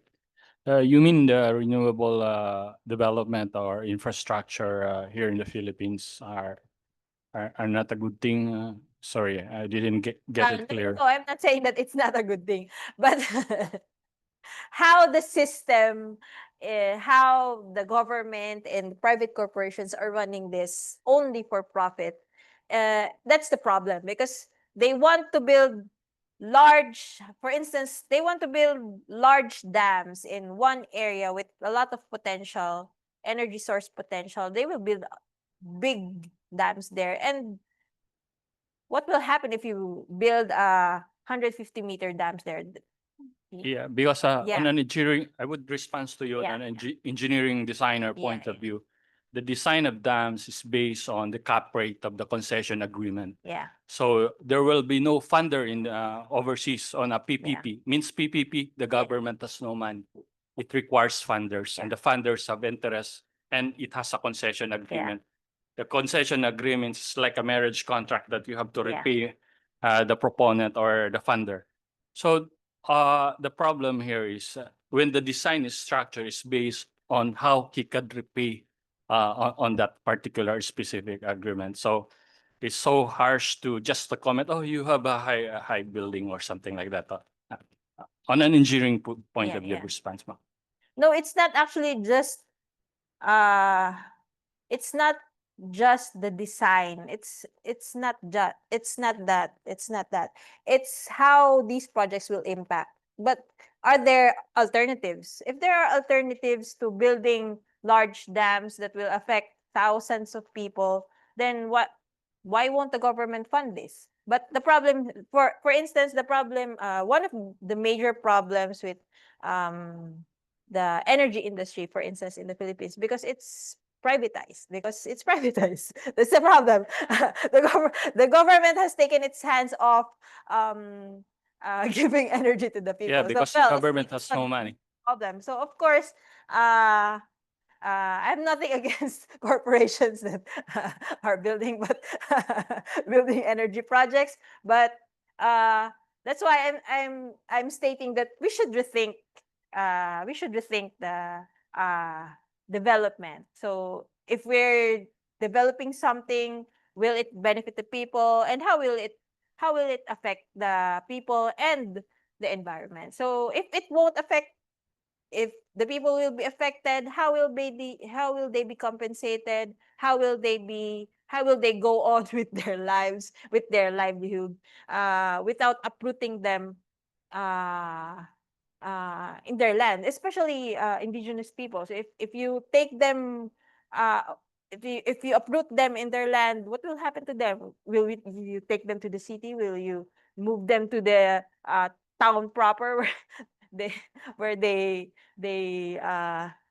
they've been living for several years, for decades? And well, the problem is, one problem actually is, for instance, the government, they say that they care for, well, for the indigenous peoples, but in practice, for instance, the NCIP, they've been they're the one who's been facilitating these large projects that displaces indigenous peoples instead of protecting the ancestral lands. So there should always be a balance between business, economy, and protecting our environment and ancestral land. So there should be that. Yeah, many disagree with the utilitarian approach to this. That approach asserts that maybe a few of the people will be disadvantaged, but a greater number will be benefited. Yes, yes. I think that's the idea behind the government projects, like the dam, for example, like in Kaliwa Dam. I think that's supposed to cater to Metro Manila, Yeah. right? So, but there were many uh, objections, protests about that. But because utilitarian doctrine is a very cold, it uses very cold logic. Many dislike it. But really, if you look at it, many are benefited by the dams more than the number of people who are disadvantaged. Yes. Right? You agree with me? Yes, it's true actually. That's why I actually asked these questions when I interview indigenous peoples. When I went to Kabugao, I asked them, well, the proponents, the government, they say that, well, more people will benefit if these dams will be built. For instance, Gen 2, it's the community that will be immediately affected, that will drown there. It's a small community. They only have like 20 households. But when I ask them, it's because it's supposed to be for the greater good. It's for the benefit of more people. The energy will benefit more people. They said we're also people. If it That's will right. not That's the benefit us, and if we will be disregarded, even if we're just small, we're small in numbers, what will happen? What will happen to us? So it should not be just numbers. Even if there's a small there, for instance, Kabugo, it's really a small community. In percentage, it may be a large percentage that may be affected, but it's just like 110,000. I forgot the exact numbers, but it won't even reach 100,000. There, it's a very small community. But if we think like that, because small communities, only a few people will be affected. So let's build this because only a few people will be affected. Let's not think about let's just put them here somewhere. Let's build a house for them here in this place and uproot them, and then that's it. Let's build the project. If that's the case, if that's the thinking, if that's the consciousness and the thinking of the government and corporations, then where's humanity in that? So that leads us to another doctrine, which asserts that you cannot really put a value on the life of those people who are in the Yes. minority, right? So that's maybe an objection to the utilitarian doctrine, that you really cannot just say these are, anyway, they're just few. Yeah. So disregard them. Yeah. Allow them to perish, right? But there's are those who argue and say that you really cannot put a value on them. It's just the number. As you said it correctly, it's just not. It's not really the numbers alone Yeah. that should be considered. Thank you. Yes. Just wanted to comment. I think I'm sitting here thinking it's really moderation of greed. And when I say that, I wanted to balance it off. I mean, I agree with the humanitarian reasons, but also on the part of the minority. Because I've been exposed working on different projects also with indigenous people. And I mean, just a concrete example, the very first time we put a water project, that was before the pandemic. After a while, it was damaged. And upon digging to it, from within, they damaged it because the selected people who are earning a couple hundreds by delivering water to the communities are losing that work, that job, because there's already the supply of water. So within that, so it takes another effort to um have an NGO group within the community who understands them, who can explain it so they have a change of mind. So now, I mean, 5, 7 years after, we build sustainable energy and they're accepting it. But I guess what I'm saying is, it's not for the big group only, even to the smaller community. It takes more effort to educate, which means Yeah. more resources again, which is limited. So it's a moderation of greed, limited resources, and the different culture orientation. Yeah. So there's always a need to balance everything from the uh, smallest communities to the larger group. If that's the case, it's really just gonna be a very slow progress. Yeah. If we really consider a bigger. Yeah. So for okay. Okay, so with that, you guys have not had a break. Our sessions are supposed to be an hour and a half, and this has gone way over Okay. time. So, That's the last slide. okay. Yeah, so just the question that I want to pose with you. So will you champion profit-driven destruction or push for ethical, sustainable business practices? So, well, the choice is yours. So I'm not against the business and It's like the end of the Captain Planet theme song. It says the power is yours, right? So still yours. I mean, I don't know if you guys grew up with it. We did. So we used to sing the Captain Planet theme song when I was a kid. We really thought you were against business. Yeah. Begin- And here I am teaching international business law. Yeah, I had the same impression with my mate from the Senate. Yeah. Yes. I tailor fitted it for you for this class actually. So that ends my Thank you for the information. yeah, please follow me on socials. Thank you very much. Okay. And we have some gifts from you, Chantal. This is from AIM, and this is actually from me, from Pakistan.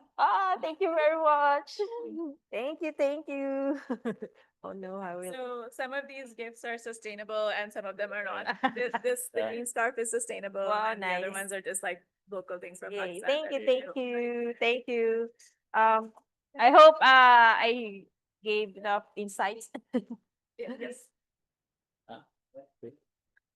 I have a gift for you. I will subscribe with you, but please don't investigate my project in Cordova.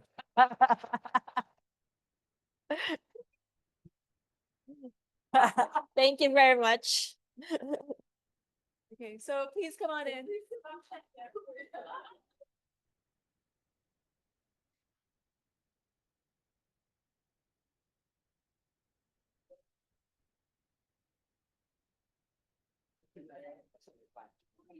I mean, if we do this, we can also have like a picture with Chantal's father. Yeah.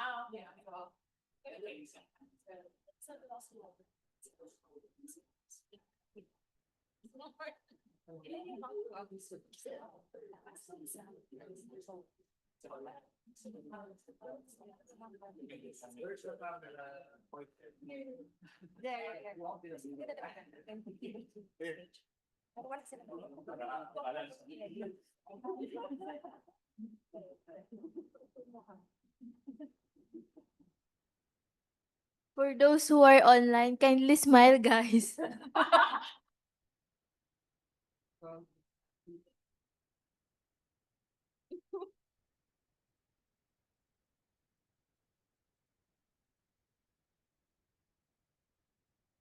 How many more? Okay, does anyone say Chantal, do you want to? Oh.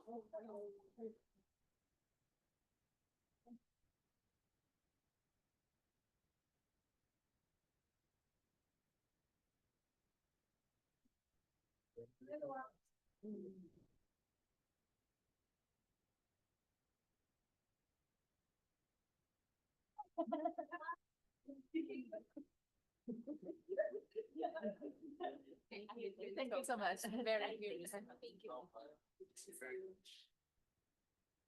Okay, so what happens to the grade? They can have theirs now. Have snacks. Okay. Chantal, please join the students for. Yes. I thank you.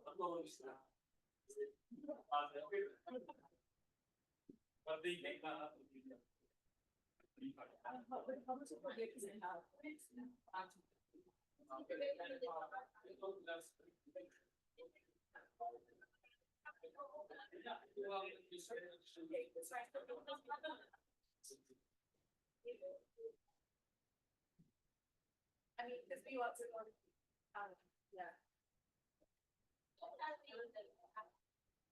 I mean, it shouldn't be as long, but very much.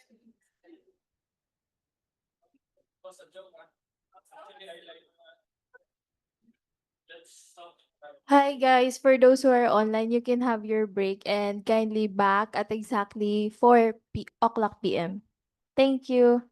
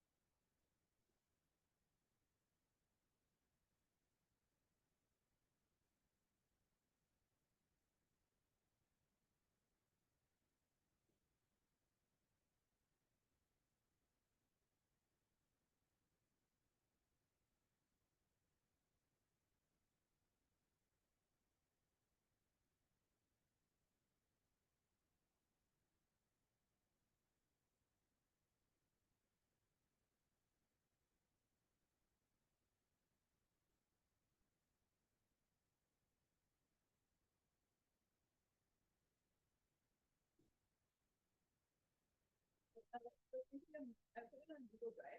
then I'll send it to you on MS. So I can also. Okay, sure.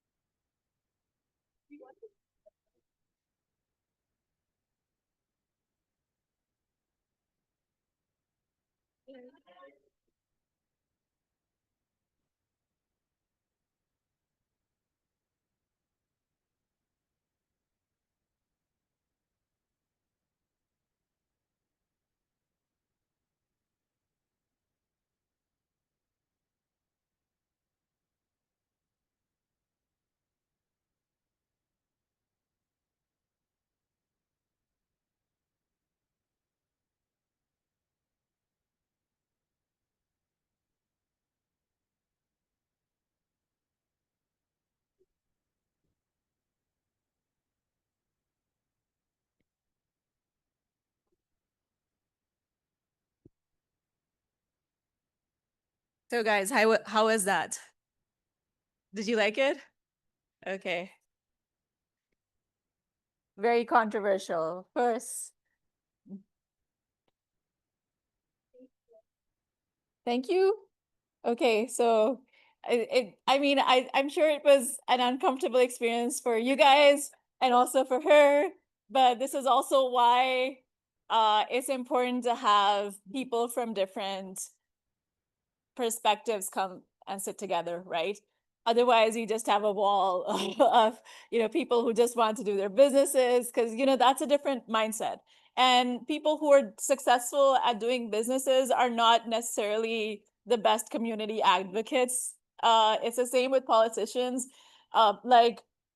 Just a year ago, we were having elections in Pakistan too.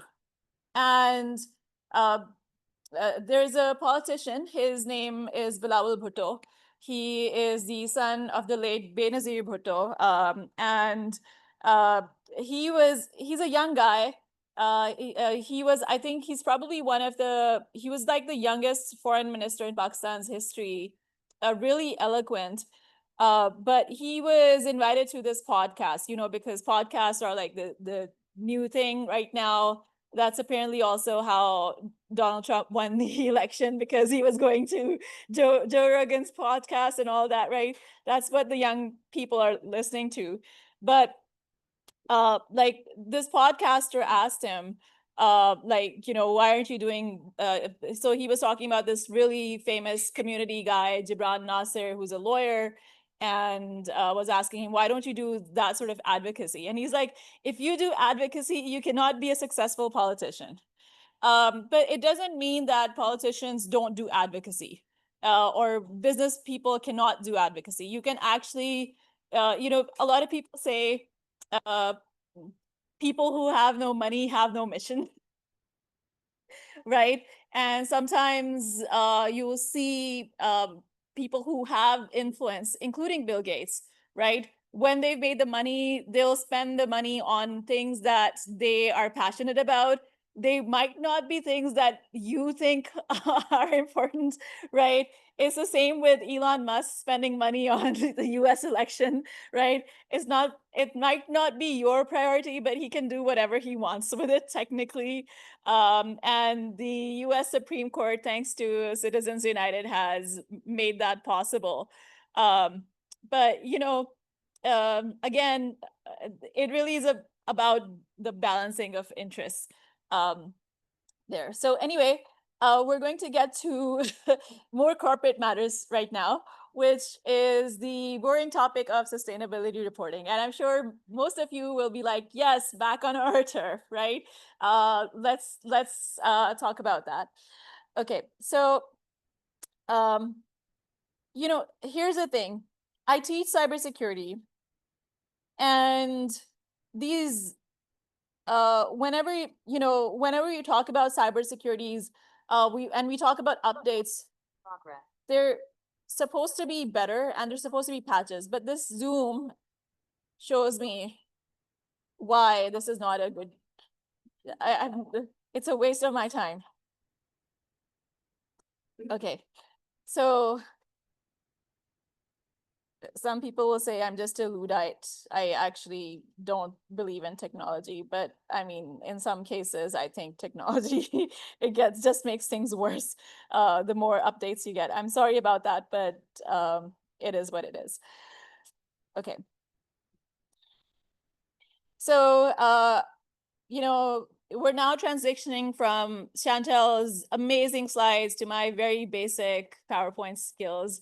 And so you're going to have to put up with that. I know she set the bar really high. And I am just like a regular lawyer. I'm a dinosaur. And so my PowerPoint skills are quite basic. I mean, at least the lawyers that I've come across normally are quite old school, old fashioned. But anyway, so we're going to talk about sustainability reporting today.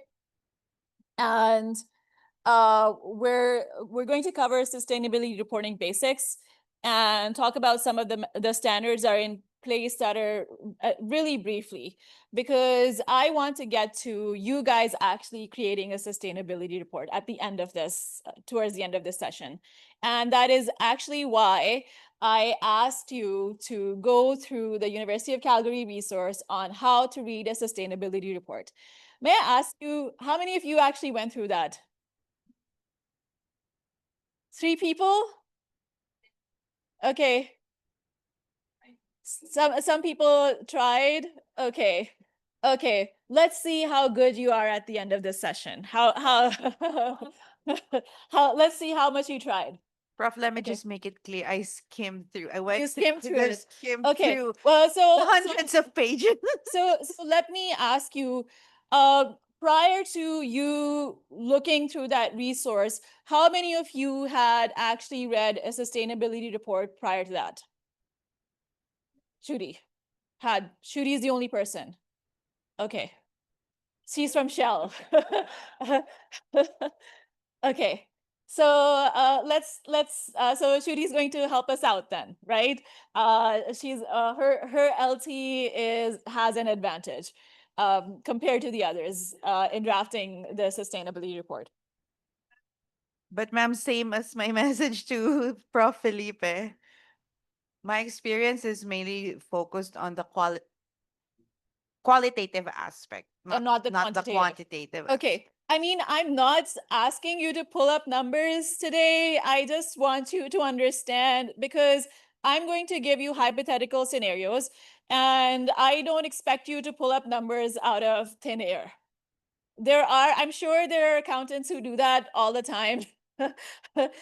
Which is also the purpose of why I had you go through the resource on how to read a sustainability report, because you'll see that even numbers can get screwed a lot, right? So just because it's numbers doesn't mean that they're accurate, which, for somebody who, like myself, who always hated maths, I always thought that's the gold standard. If the numbers can't be lying, but they do lie.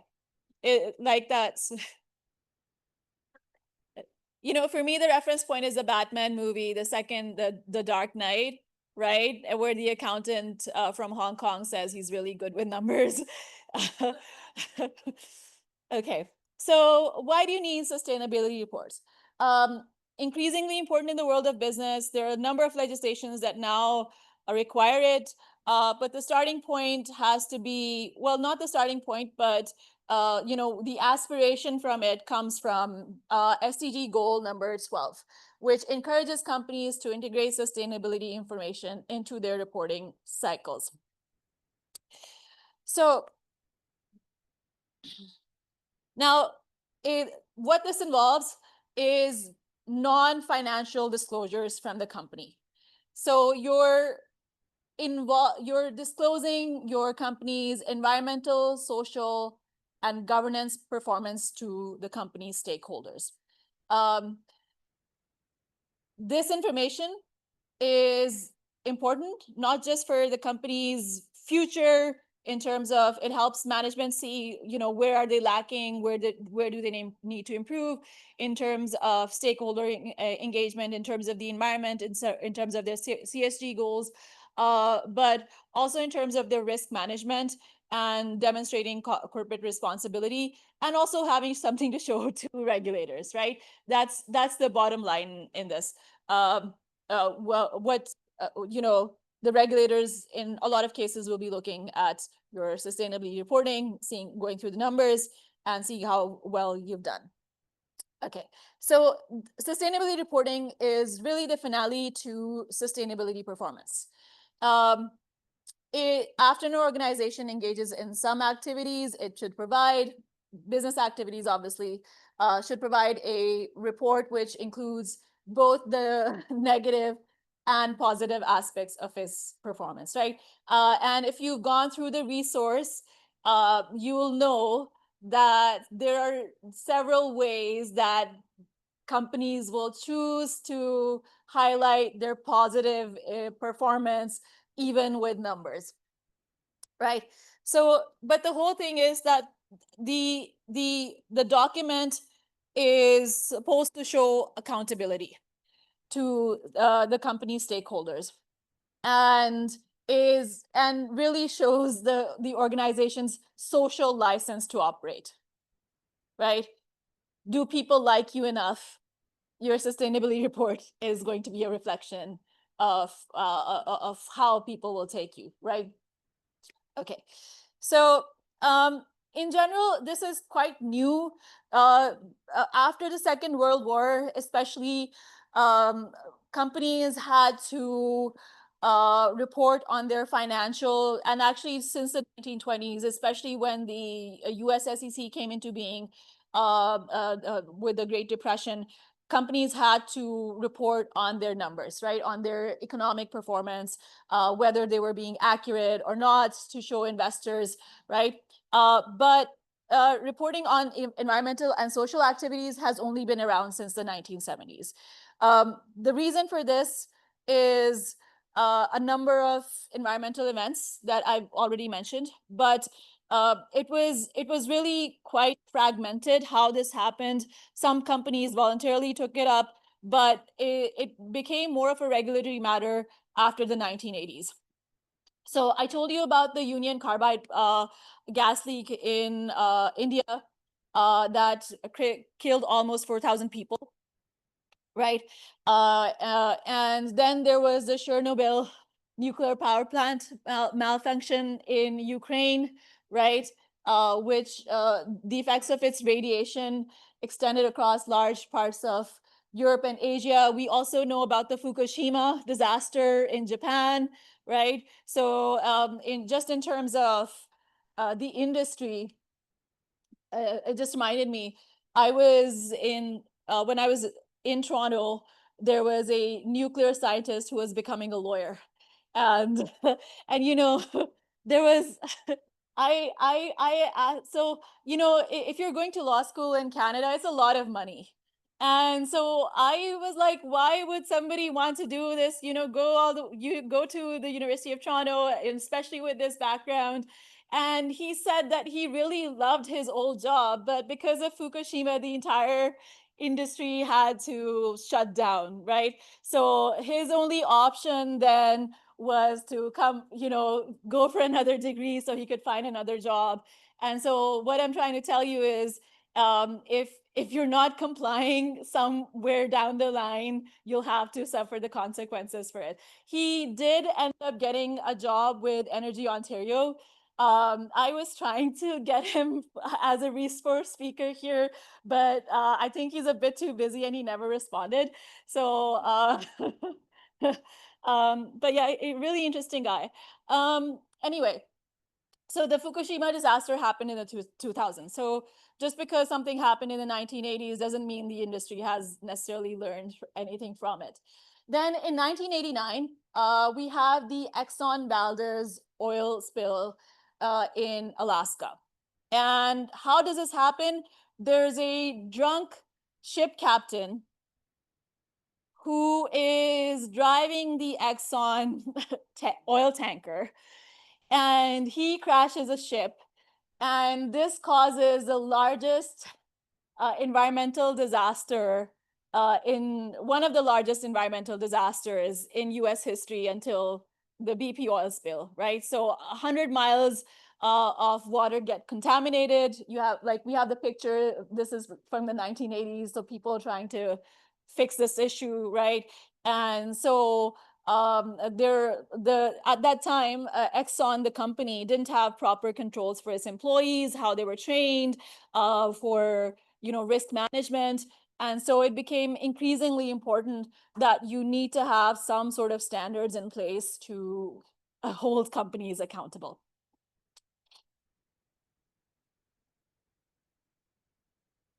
So I think also like the company itself had to pay like maybe $100 million, but the captain himself had to pay 50,000, and he had to do community service. But there were considerable costs on the petroleum industry.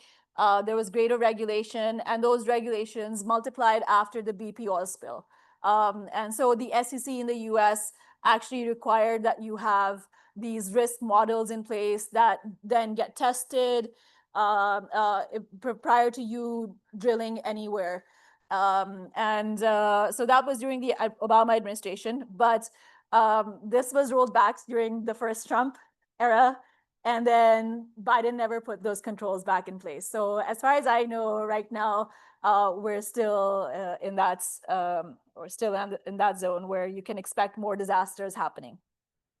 Okay, so these disasters lead to the development of various sustainable reporting standards. So you have like now different interest stakeholders coming together and coming up with various standards, and there's no uniformity, right? That is changing, and that has actually changed in the last year. So you have a number of standards that are now consolidating these standards that are now getting consolidated into the IS. And I just realized I made the same mistake as last time. I need to change the color. Which one is this? This one? No. Red circle, of course. Okay. This. These standards are now getting consolidated. All of these standards here are getting consolidated into the International Sustainability Standards Board. And this has been there since last year. And most companies will be required to comply with these. There are other standards in place. GRI, established in 1997. I'm going to talk about that in a bit, right? That complements this. And then you also have the Task Force on Climate-Related Financial Disclosures, which was established at the request of G20 finance ministers that influence this, and this complements it, right? So they're all getting consolidated, and we'll see the effects of this for companies here, even in the Philippines as well, because there are requirements related to this.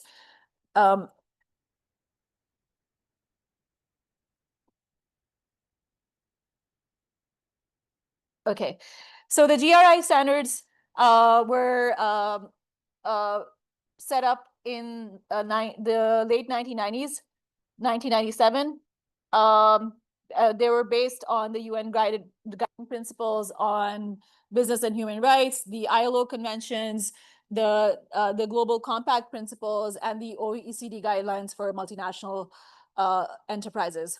In the Philippines, all publicly listed companies that have a public float of at least 50% are required to comply with this and submit their annual ESG reports.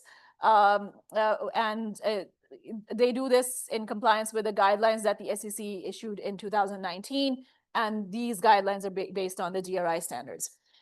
Medium to large companies and other PLCs that are not required to comply with the guidelines are still highly encouraged to do so voluntarily as part of good business practice and to promote mindfulness across all areas of operations. Yes, Andre. Hi, Professor. I was just wondering why why is the requirement only applicable to those companies that have a public float of at least 50%?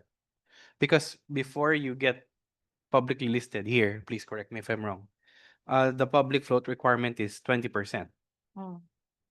So why did they set the public float requirement too high? A lot of big companies have a public float of less than 50%. This may be about US SEC, is it? Or Philippines, this one? I think this is US. No, Philippines. This is the Philippines. This is the Philippines. It's a good question, and I can only hypothesize, right? Maybe it's just bad drafting, Oh, okay. because what I've seen is that, and again, maybe this is just a capacity issue, because I see like some overlaps between, and I was talking about this with, we have people from the SEC in the other cohort, and it seems like a lot of times the issue is just capacity and having the right people drafting the right stuff and the right research going into place. So maybe there's that, but I also know from that perspective that you sometimes have various interest groups and lobbies that make sure that the legislation is drafted a certain way. So there are a lot of possibilities as to why that could happen. We have somebody from working in the parliaments there, so maybe Dodi can tell us.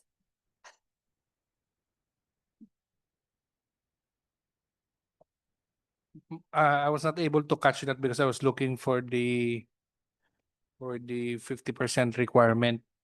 Because here the paragraph mentions a requirement that if it reaches that 50%, then they are required to comply with and submit their annual ESG reports.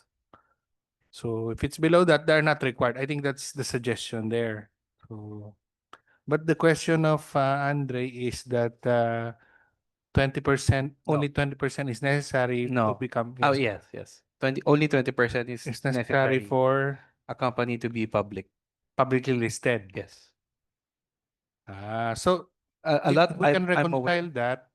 We can reconcile that those statements are not necessarily, I think, in conflict, because it is possible that one is publicly listed but not required to submit TSG. Okay, yes, I'm asking why. Because for example, a hospital or Okay. a company which owns a lot of hospitals, they have a public float of less than 50%. I'm aware of that. So Okay. they're a big group of hospitals, but they're not required to submit their It ESG. looks like that's the case. Okay. Okay. Anyway, okay, thank you. Okay. It's a good question. I'll ask people at the SEC about There what must be some happened. law. There must be some law or guidelines set by the SEC. I mean, these are the SEC requirements, right? So It's administrative law set by them. okay, so the GRI standards have gone through significant changes over time, right? And so in terms of what they want companies to report on, what should be there in their sustainability reports includes materiality. Now, how do we determine what is material? Any guesses?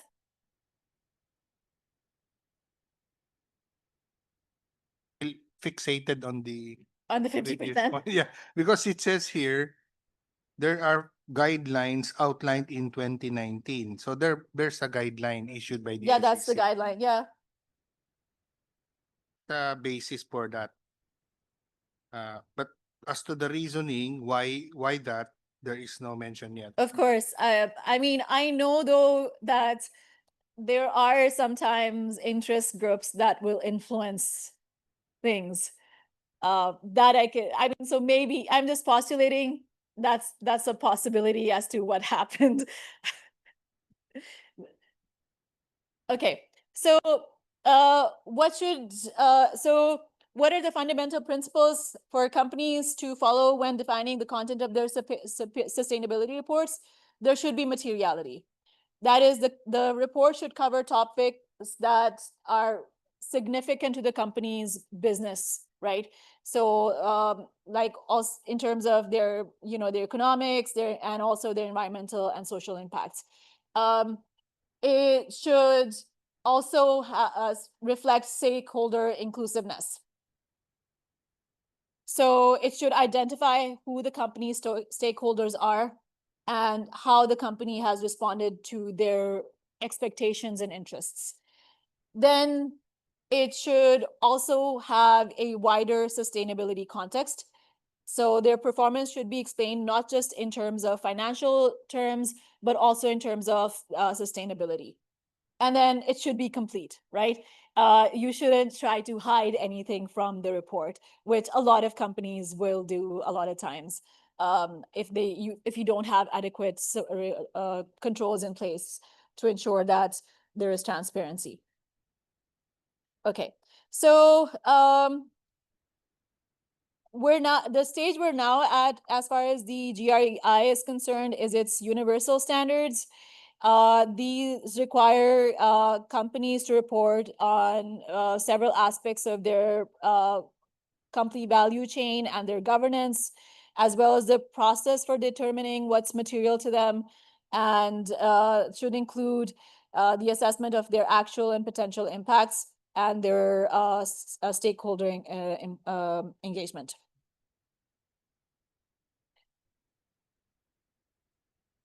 So also the company should have like actual reports on how they went about doing things, right? So how do you determine a process is, how do you determine a topic is material? These are some of the guidelines they've given, like, understand the organization's context, identify actual and potential impacts, assess the significance of those impacts, and then prioritize them and then list them down in your sustainability report. Okay. So these new standards include reporting on human rights, due diligence, and stakeholder engagement.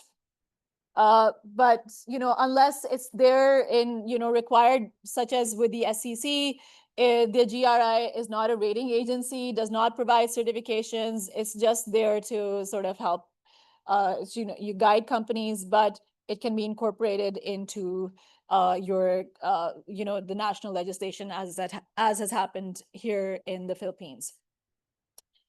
So we have something else to look forward to, which is the Corporate Sustainability Reporting Directive by the European Union.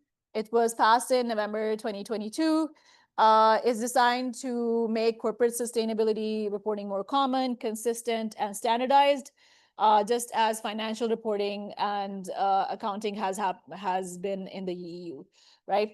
So starting from last year, it applies to companies with over 250 employees, more than 40 million euros in annual revenue, more than 20 million euros in total assets or balance sheet, and also applies to publicly listed equities who have more than 10 employees or 20 million euros in revenue, and also to international and non-EU companies with more than 150 million annual revenue within the EU if they're operating there, and which have at least one subsidiary or branch in the EU exceeding certain thresholds, right? So if you're operating in the EU, you have a branch there, be prepared to comply. Okay, so this is for large companies. As far as small companies are concerned, they are also required to report, but they have a more limited set of disclosures that they have to do. And so if you, it really depends on the context of the SME, right? So if you are a public interest SME, you have to meet the following criteria. And so that can mean 50 to 250 employees, more than 8 million euros in revenue, and less than 40 million euros, and more than 4 million euros in total assets or balance sheets. Just a clarification, ma'am, Yes. on the EU. The EU is not a state, correct, ma'am? It is not a state, is it?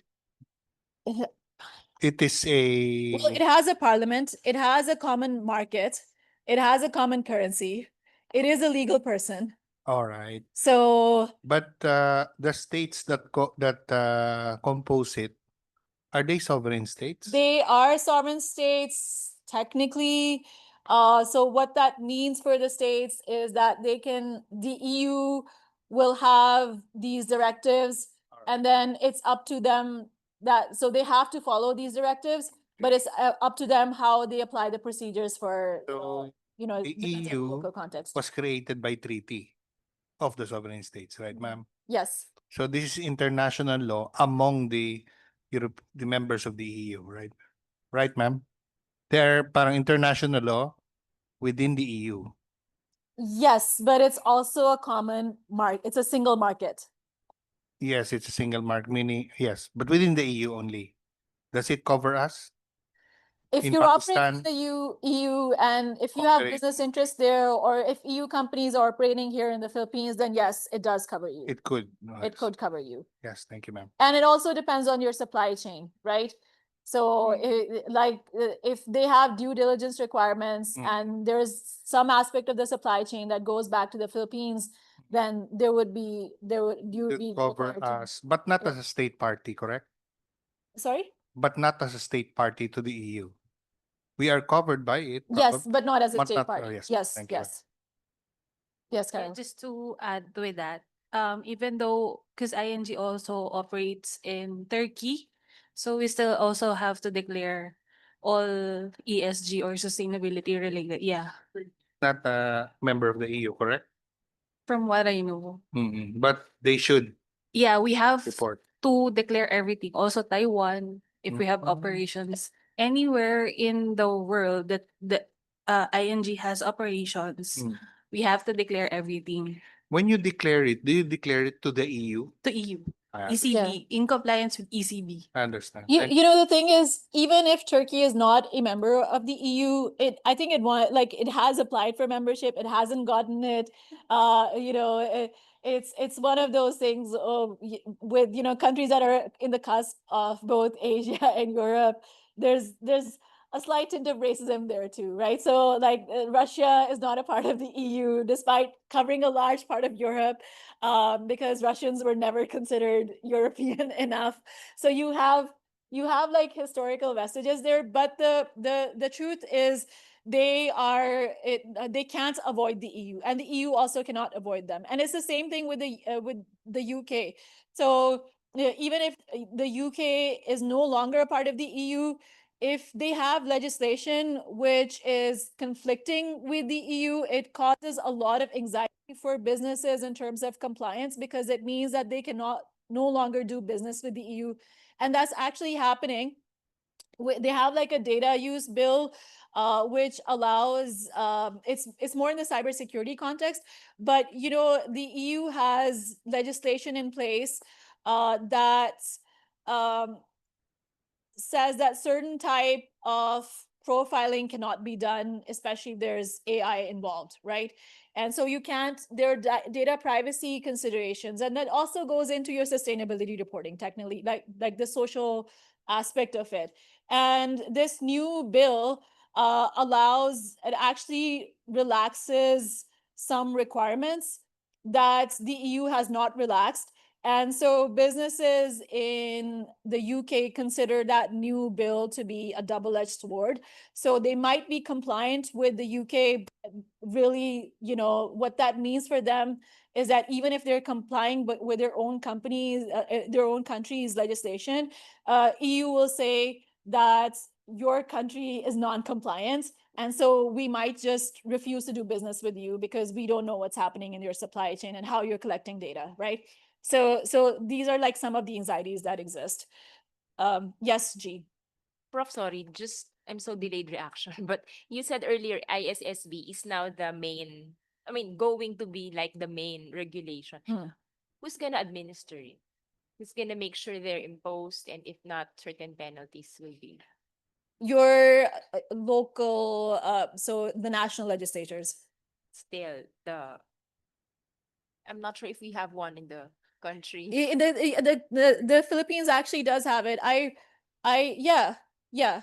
So I actually forgot to put that slide in, but it's there. And you have to make financial disclosures. There is a government department. I've forgotten what it is, but it's there. You can actually search for it and you'll find it. So the reason for that is I changed my slides around from last year. And so there are some slides that I taught the last cohort, but I just forgot to put in for the cohort this year. So if I find it, I'll put it there, but it's definitely there. The Philippines has its own sustainability board. So you can actually search for that. You have to comply with those standards. Okay. So the CSRD's required reporting disclosures are outlined in the EU sustainability reporting standards, the ESRS. They were developed by the European Financial Reporting Advisory Group, or EFRAG, and were adopted by the European Commission in 2023. So there are 11 universal reporting sections that all companies have to comply with, all have to apply based on their double materiality assessment. Now, what is a double materiality assessment? The double materiality just simply means that we understand that profits are material, but ESG is also material. So that is double materiality. Okay. So this is just like, so there are some general standards, and then there are like really specific sector specific standards that you have to do your due diligence on, right? Okay. So we can just skip on this. We don't really need to do this. So the standards are basically comprised of 12 documents that cover these are the general topics that they cover, right? And then you have like sector specific topics as well. So you can see in the environmental documents, the social documents, and then obviously business conduct as well. That includes the more ethical part of your business, like bribery, corruption, so on and so forth. Okay, then there are also performance standards. These are obviously voluntary, But if you have these in place, it shows that you have some certification and you can show it to, people who are doing business with you internationally. And in fact, in some cases, companies will actually require you to have the standards in place if they, before they do business with you. So you have the ISO 14,000 regarding environmental management. This is a performance standard. Then you have the ISO 14063. It just gives, is designed to help organizations with guidance and, with environmental communication. Then you have the 26,000, which provides guidance on principles, practices, and definitions, right? And it's, these are just guides. Okay. So yeah, so then you have the standards that have been put by an organization called Accountability, which are the AA 1000 series. These are assurance standards, and they provide a framework for organizational accountability. And it basically provide a process for auditors to check the accuracy of your sustainability information. And these are designed to be compatible with the GRI and the ISO and financial accounting standards. So in terms of the ASEAN region, there has also been a rise of mandatory ESG requirements, and they impact both listed and non-listed companies.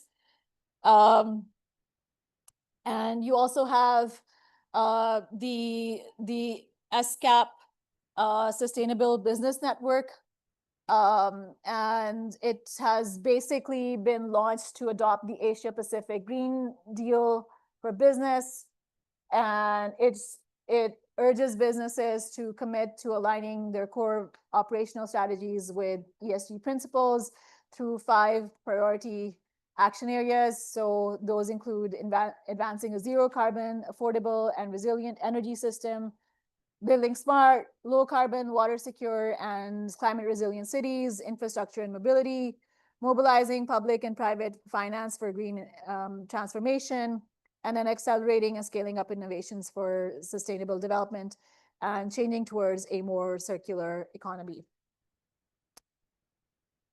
It also has a green, you can actually see this online. So if you go to their website, you'll find a digital assessment tool to support businesses across Asia in, kickstarting their sustainability reporting journey.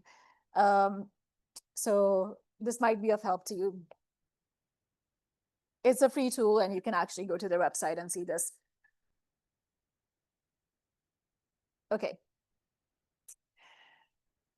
So in the Philippines, the SEC issued memorandum circular number 4 in 2019, which is also known as the Sustainability Reporting Guidelines for Publicly Listed Companies. We've covered that already. I don't know why I made this mistake. And it also provides a sustainability reporting template and a topic guide. So you can actually go to the SEC website and find this. The Commission suggests that you use a materiality matrix and the SASB anchored materiality finder to identify possible material topics specific to your company. And it also provides a suggested materiality assessment process which was adopted from the Bursa Malaysia Sustainability Reporting Guide. And the template covers 4 material topics: economic disclosures, environmental disclosures, social disclosures, and the UN SDG disclosure. So you can see the double materiality thing that is there in the EU, also present here in the Philippines.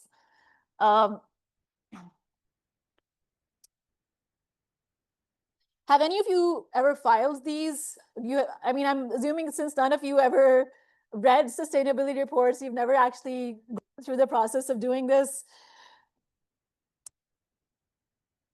Not yet, not yet. But you hope to be big enough to do it. Okay, KB, yes. Prof, I have some experience with regard handling ISO 14001 accreditations and certifications.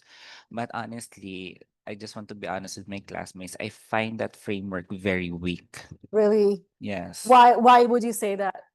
Because actually, the ISO is anchored from standards across many companies outside the Philippines, which is they actually share their best practices as a gold standard when it comes to environment and sustainability.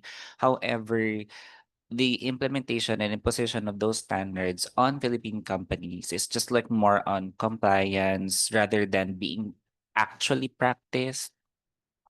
So you see it on paper, but you don't actually get to see the actual thing. I actually made that as my audit finding because there was a breach of contract in one of my audits regarding sustainability. I flagged that there was a provision in the contract where the supplier is supposed to handle the waste, but they didn't care about it. So I imposed a penalty on them and they got really mad.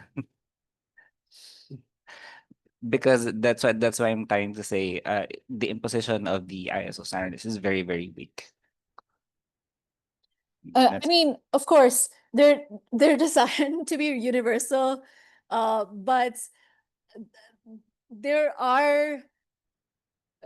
I mean, you're not the only one who says that. That's the upshot. Like, and what you'll hear from a lot of governance professionals is saying that compliance is not enough, right?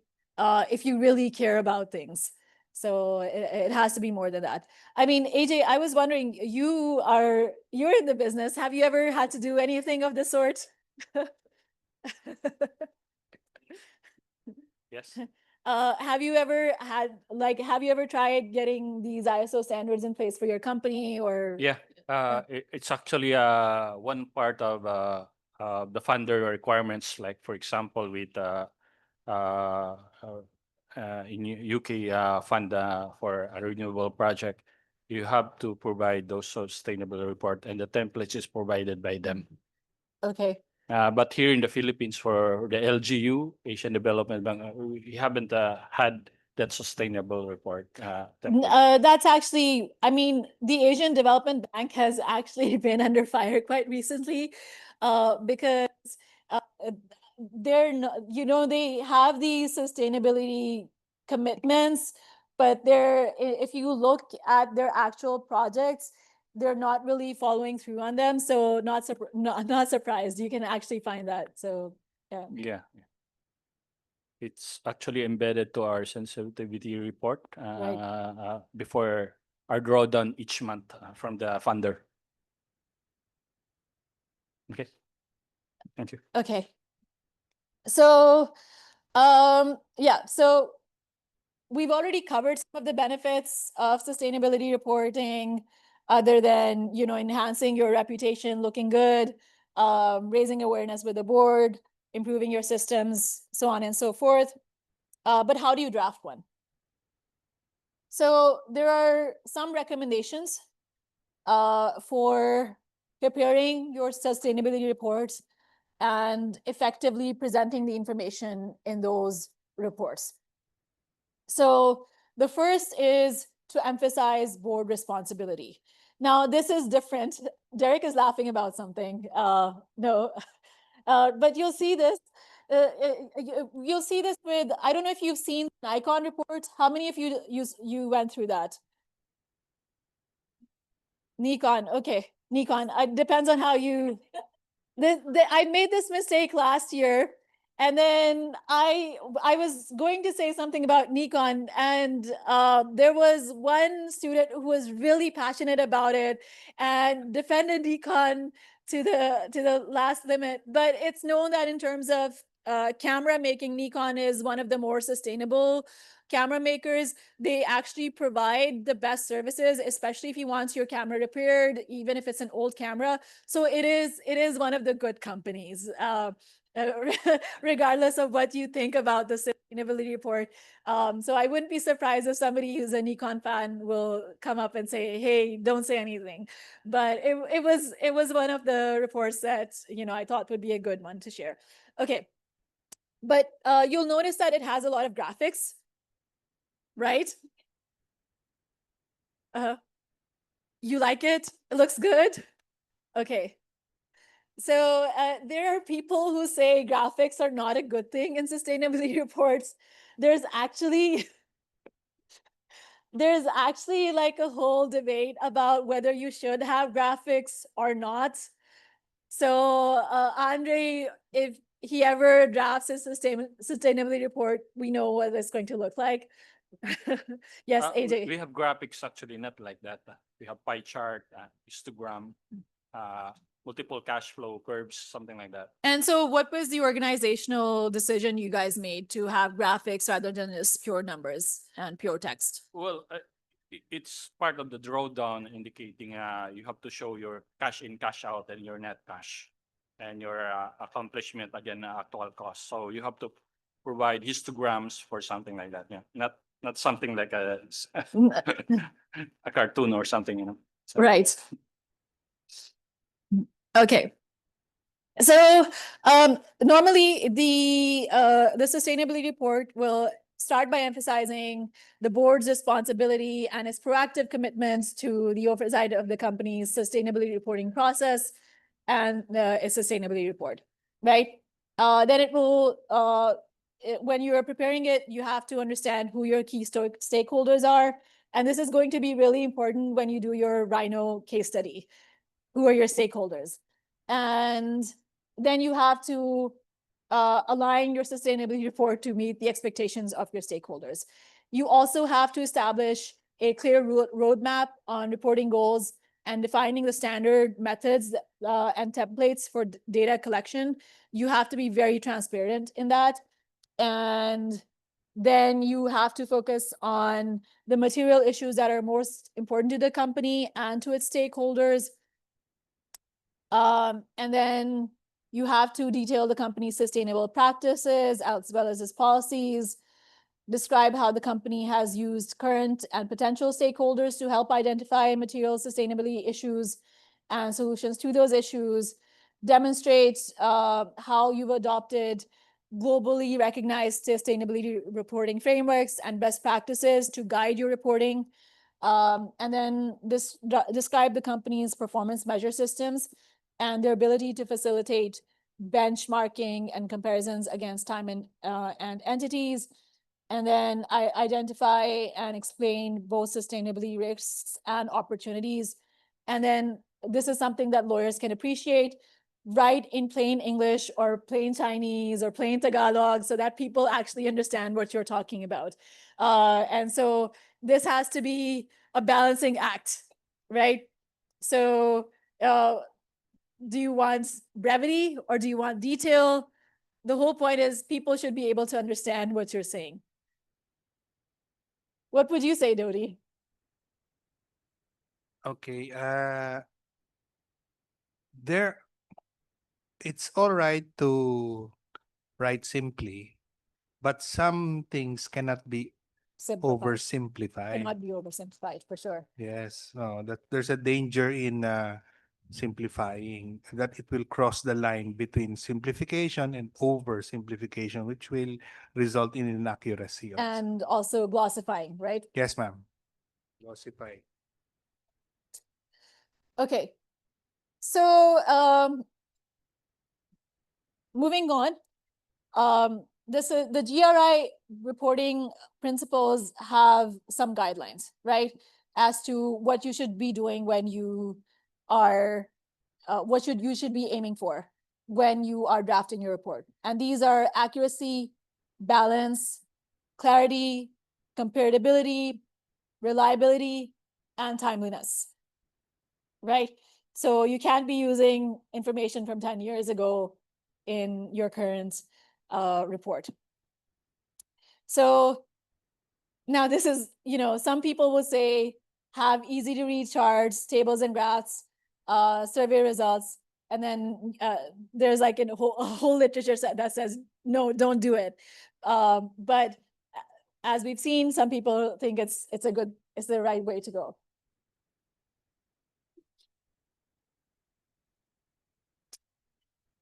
Okay, so at the end, in your sustainability report, you want to also highlight the company's past sustainability successes and your also future sustainability goals, right? So it's more like showing your mindfulness there, that this is what we've done in the past, but we recognize that there are some challenges and we need to overcome them, and this is how we're going to do it, right?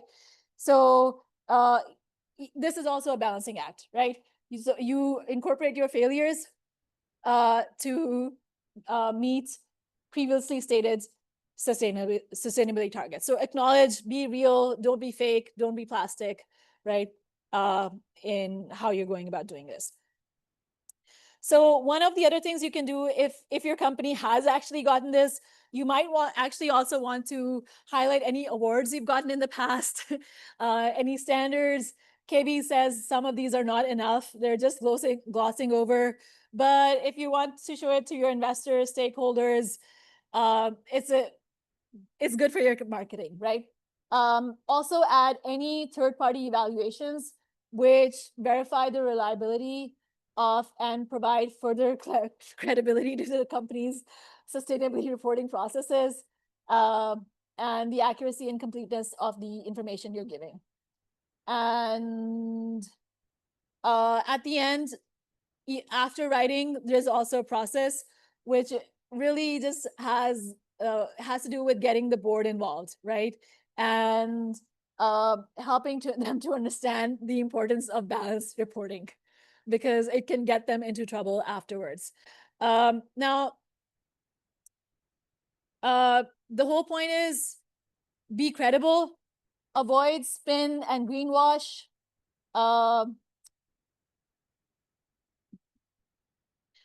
Maintain accuracy. So you don't even want to have accidental errors, don't want to have selective information. You don't want to have careless writing, which I'm guilty of doing sometimes with my slides. And that's because there's no oversight to what I'm writing. Anyway, yeah, relevance, completeness, which includes not just materiality, but reporting on both the good and the bad, and then also having benchmarks and standards in place. So we've done this. This is a resource you guys might find useful, especially for people who are based in the ASEAN region in Asia. This is the ESG pedia. And you can actually find a lot of good solutions to your problems at this website. Have you been to this website? Not yet, but you plan on going there. Okay. Right. So this was what I had in plan in place, but we don't have time for it. And I'll just incorporate that into a future session. So these are, I know it looks confusing. This is, again, lack of oversight on my part. Let me see if designer can actually help me change this at the very last minute. No, it won't. It's still as bad. It's just, you guys are going to start complaining about how the slides were not readable, but let's try and, okay. So these are two energy companies. One of them you may or may not know about. Yes. Okay.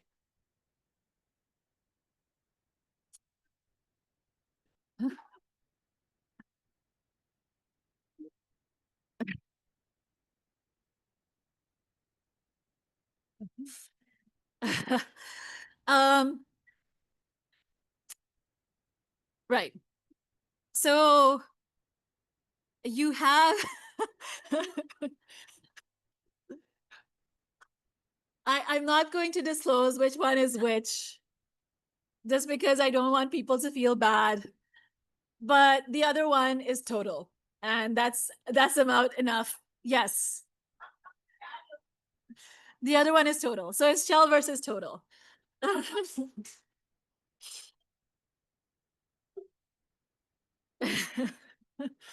Judy's like, she knew it. Is that actually a joke in the industry? No, I'm just their joke. Just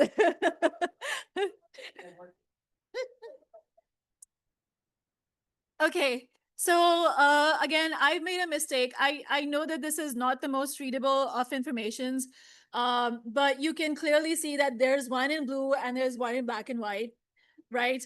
And I want you to sort of, I know there are some numbers people, and I want you just go over this. Just take a minute and see what's presented in the information in one compared to the others, and if you can see any differences amongst them. You can't read it? Sorry? You can, okay, let me try and see if, okay, how do I solve this problem? This just goes to show I'm really not good with PowerPoint. So what I can do is maybe show you one slide, just one, and then show you the other. And you can say, take screenshots of it. I don't know if that will help. But yeah, okay, let's do this. Does that make things better? Okay. So let's just take a screenshot.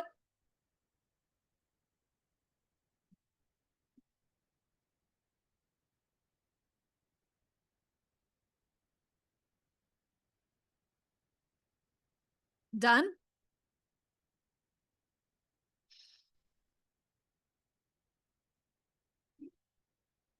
Okay, done? Okay, so let's go there, paste this. And let's see if this is readable. Sorry.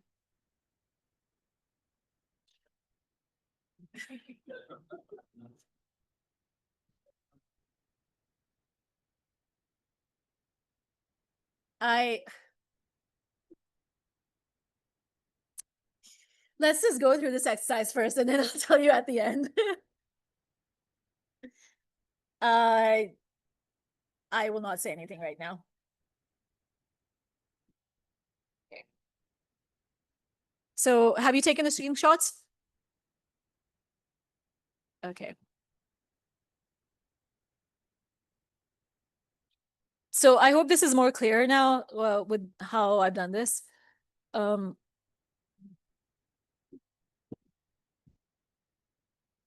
You can add, if you have a hard time reading, I'm sorry, I'll just put this in presentation mode and that should also make it easier to.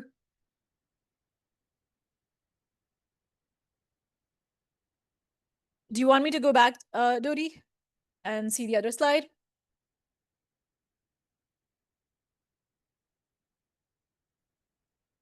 So normally sustainability reports can be quite long and they can also have several documents in this. This is just like a snapshot of some, some of the things that are somewhat similar amongst them and what they're trying to report on.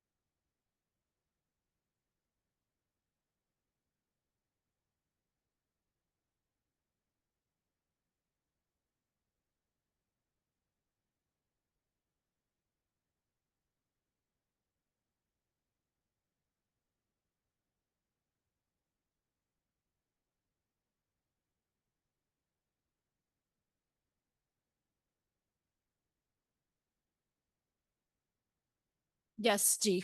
Are this ISSB, bro? Sorry? ISSB standards. Okay. I mean, I'm just asking, or we don't know. Sorry, I didn't understand. I was curious on the standards from which these reports are based off of. And the reason I'm asking that, it's because while in concept they're kind of the same, monitoring the different and with intercountry types, it's not as standard as I was expecting if it was ISSB. Yeah. So you have the SASB and the GRI, at least in this one.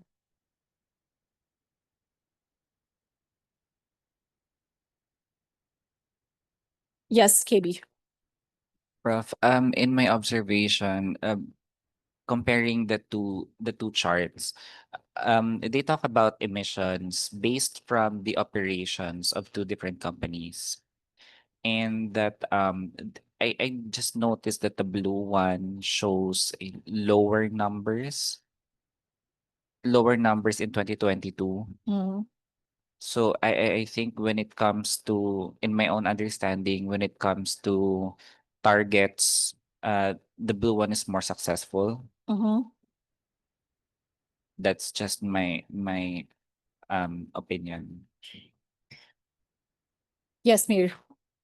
I hesitated, but building on what KB said, for the gray one, I could just maybe check on patterns wherein perhaps they are showing an improvement of whatever it is that they are targeting year on year. Whereas the blue one, I assume that they set targets per year and they are comparing the achievement, um the set targets for the year versus the actual, meaning they set the target for 2020. Oh, wait, hold on. 2022, for example, and this is what they're able to achieve.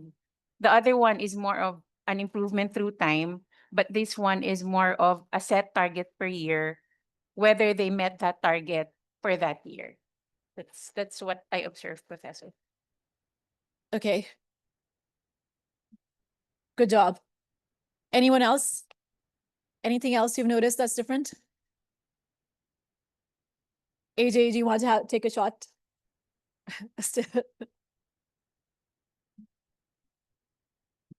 Yes, G. Prof, the black or the gray one is just scope 1. Sorry? It's just scope 1. It's tracking just scope 1. Mhm. But the blue one is tracking 1 and 2. 1 and 2. Okay. Yes, Carol. Yeah, I think the gray one is lower on emissions because it's the unit of measurement is 1,000 tons only in tons versus the blue one which is in million tons. Mhm. But also they're also both improving. They're both improving? Okay.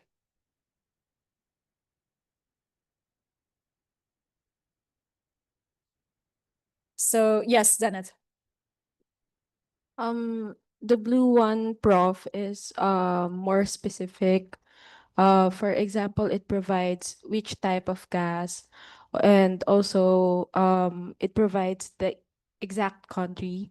While in the gray one, and I assume it's the company we're talking about, it's very vague. Although it provides the type of gas, it did not provide, it just provided the geographic location of a specific place, but not the specific country. Yes, Derek. I see in the blue one with the time being, the data is getting worse, but the white one of the data is getting better with the time being. Yeah.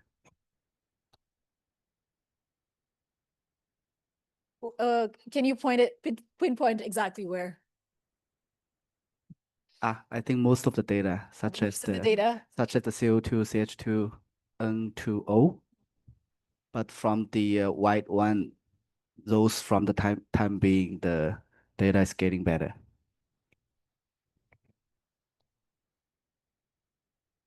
Sorry, G.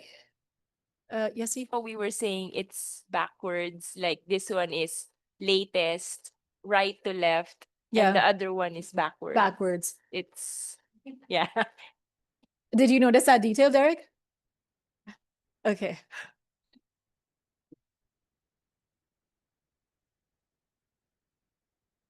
So, any other insights before we conclude the session?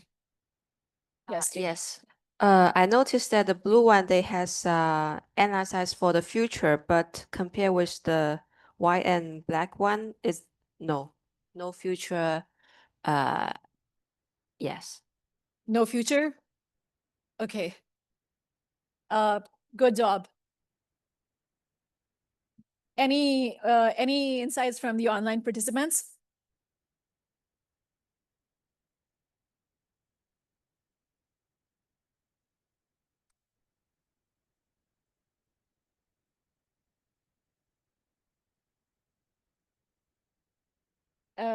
Yes, Candy.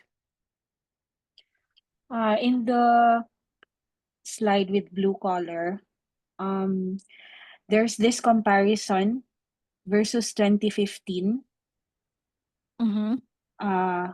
year per year. So maybe their benchmark was their 2015 data.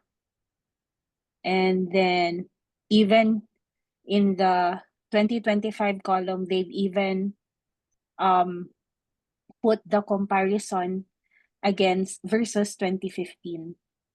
So you can see there that for 2025, there's this negative 17% of scope 1 and 2 emissions. Probably that's a decrease. What you'll notice though that it's a jump from 2015 to 2019, right? So there are a number of years that are missing compared to this one, right? It started in 2019, so a bit later, but you can see some consistency over there. Here, you can see that they've started a bit earlier maybe, but they have projections for the future as to what they want as well, what they have in plan. Yes, Judy. It looks like for this one, they already stopped measuring year per year also. They're just gonna, again, jump 3 years ahead. Okay. And then after that jump, 5 years. 5 years? Yeah. So which approach would you say is better? The year on year one. And that is a shell approach. And this is total. But in fairness, ma'am, for this one, I see there's an equity interest domain. I can't read that. I can't interpret that, but and I haven't heard the term equity interest domain from FINMA class. But there's that. There's that. Yeah, that key difference, I would say. Okay. So what's the upshot for you guys here? What are the key takeaways after reading these sustainability reports? Yes, Dodi and then KB. That there is a long way to unity or uniformity in reporting. But as you said, as many have said, there's a move to unite. Yes. So with this is the report from last year. And so with the ISSB going forward and with the CSRD, you know that it's going, hopefully we'll see more uniformity. But I mentioned also, with Canada having new requirements, companies every time, like companies get scared, they'll take off this data. So let's see what happens, right? Yeah, ma'am. I raised the question again as to whether it would, assuming that uniformity would be achieved, would it be all right to allow the differences also to remain in terms of other reports? Meaning, because if of course towards a unified reporting, some factors might be removed, and it might be important for some other purpose that those items that have been removed are reported on. Well, I mean, it depends on the company's approach, right?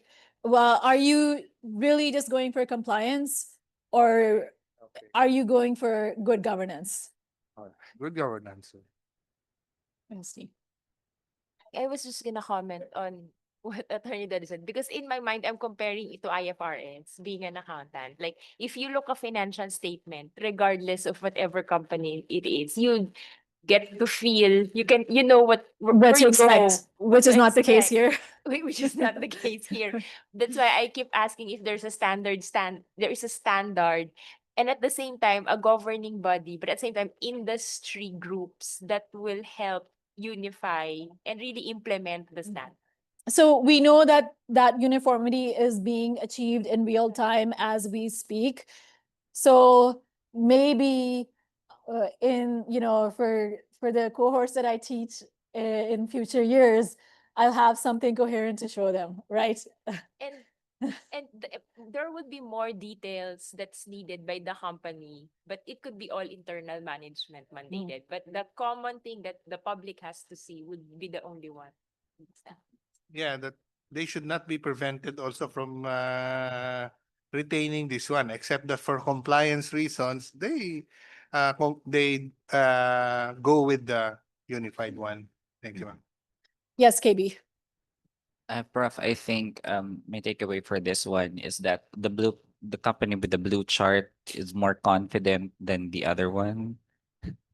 Bec- because if we take a look at the timeline, they're confident not to monitor year on year because they're confident that their numbers are improving.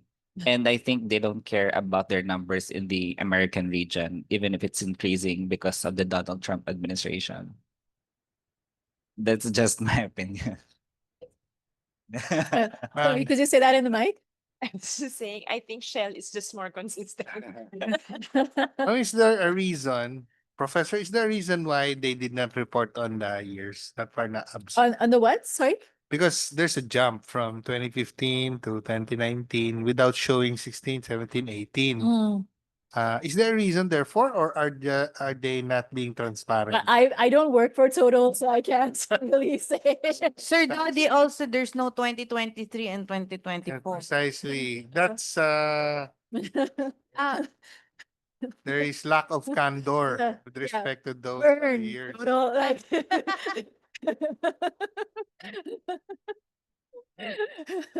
Yeah, go Shell. I love it that you guys are familiar with the look of the no branding, no logo, but you because ma'am, I share resources. They maybe they so you, oh during study session. Don't look up.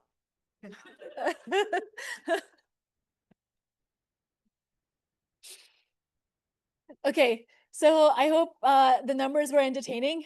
You don't often get to say that unless you're a maths geek, uh, uh, which I'm not. But numbers can be fun too.